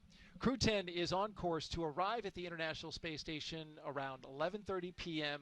on Saturday, believe that's going to be March 6th. For 15th, rather, March 15th. On-camera coverage of docking and arrival will resume about 2 hours before it docks on NASA Plus. And of course, that's always a big moment when the crowd, comes together on ISS. Yeah, absolutely. You have to have a lot of patience because you get to ISS, you dock, and then you have to go through these pressure checks to make sure everything's okay, and you're just waiting to get to the other side. And it's an incredibly special moment when you come through the hatch, you float for the first time for 2 of them, and you get big hugs from all of your friends and colleagues that are up there already. And I was impressed by what Ann says, once they do this together, they are, and you've mentioned this a couple times, like forever brothers and sisters. When she sees those fellow astronauts in the hallway back in Houston, there's always a big smile that comes across her face. Yeah, it's a bond that you have forever, spending that time in space together, having that shared experience. You know, it's something as astronauts we want to share with our friends and family how it feels, what it's like, and it's hard when they haven't experienced it. But with other astronauts and other cosmonauts, you have this instant special bond because you all have that shared experience together. And when they return, they will come full circle with the rest of the astronauts, appropriately so on Pi Day. I just had to get that in there. One more time, 314. There you go. Well, I want to thank you, Jessica, for joining us. You were here for Crew-7. You did Crew-10, 2 launch attempts. It's a lot of work. We thank you for it. It's been very special. We hope that when you go on your mission and we are watching you and documenting your trip, that you'll throw us a little love somehow towards the camera, give us a wave, something. We will be rooting you on. Absolutely, Daryl. It's been such a pleasure to be here sharing in the excitement for Crew-10 today. Go Crew-10. Go Crew-10, go NASA, go SpaceX. And an important reminder about upcoming launches. NASA and SpaceX will return to the ISS in late April with CRS-32, a resupply mission launching from Kennedy, and then Crew-11 several months from now. Again, a huge thanks to all of us, for all of us, from all of us, to you, and to our guests for joining us today. But most importantly, thank you for watching. You can keep up with any Crew-10 updates to this mission using the online resources you see on your screen just there below. For everyone here at NASA and SpaceX, and for Jessica Meir, I'm Daryl Nail. Have a great rest of the day. We leave you now with a look back at highlights from suit up to liftoff.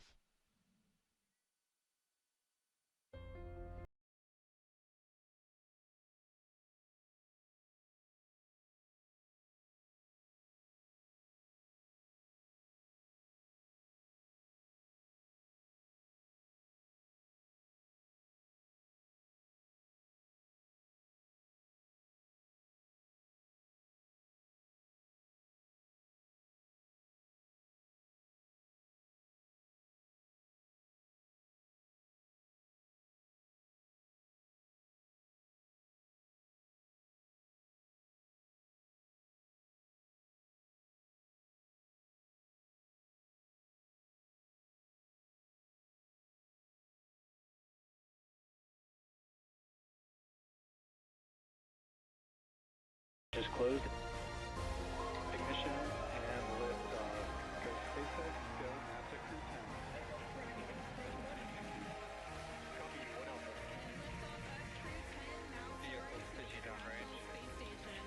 1.7 million pounds of thrust now propelling Falcon 9 and Crew-10. And we're continuing to get good call-outs on the first stage performance so far.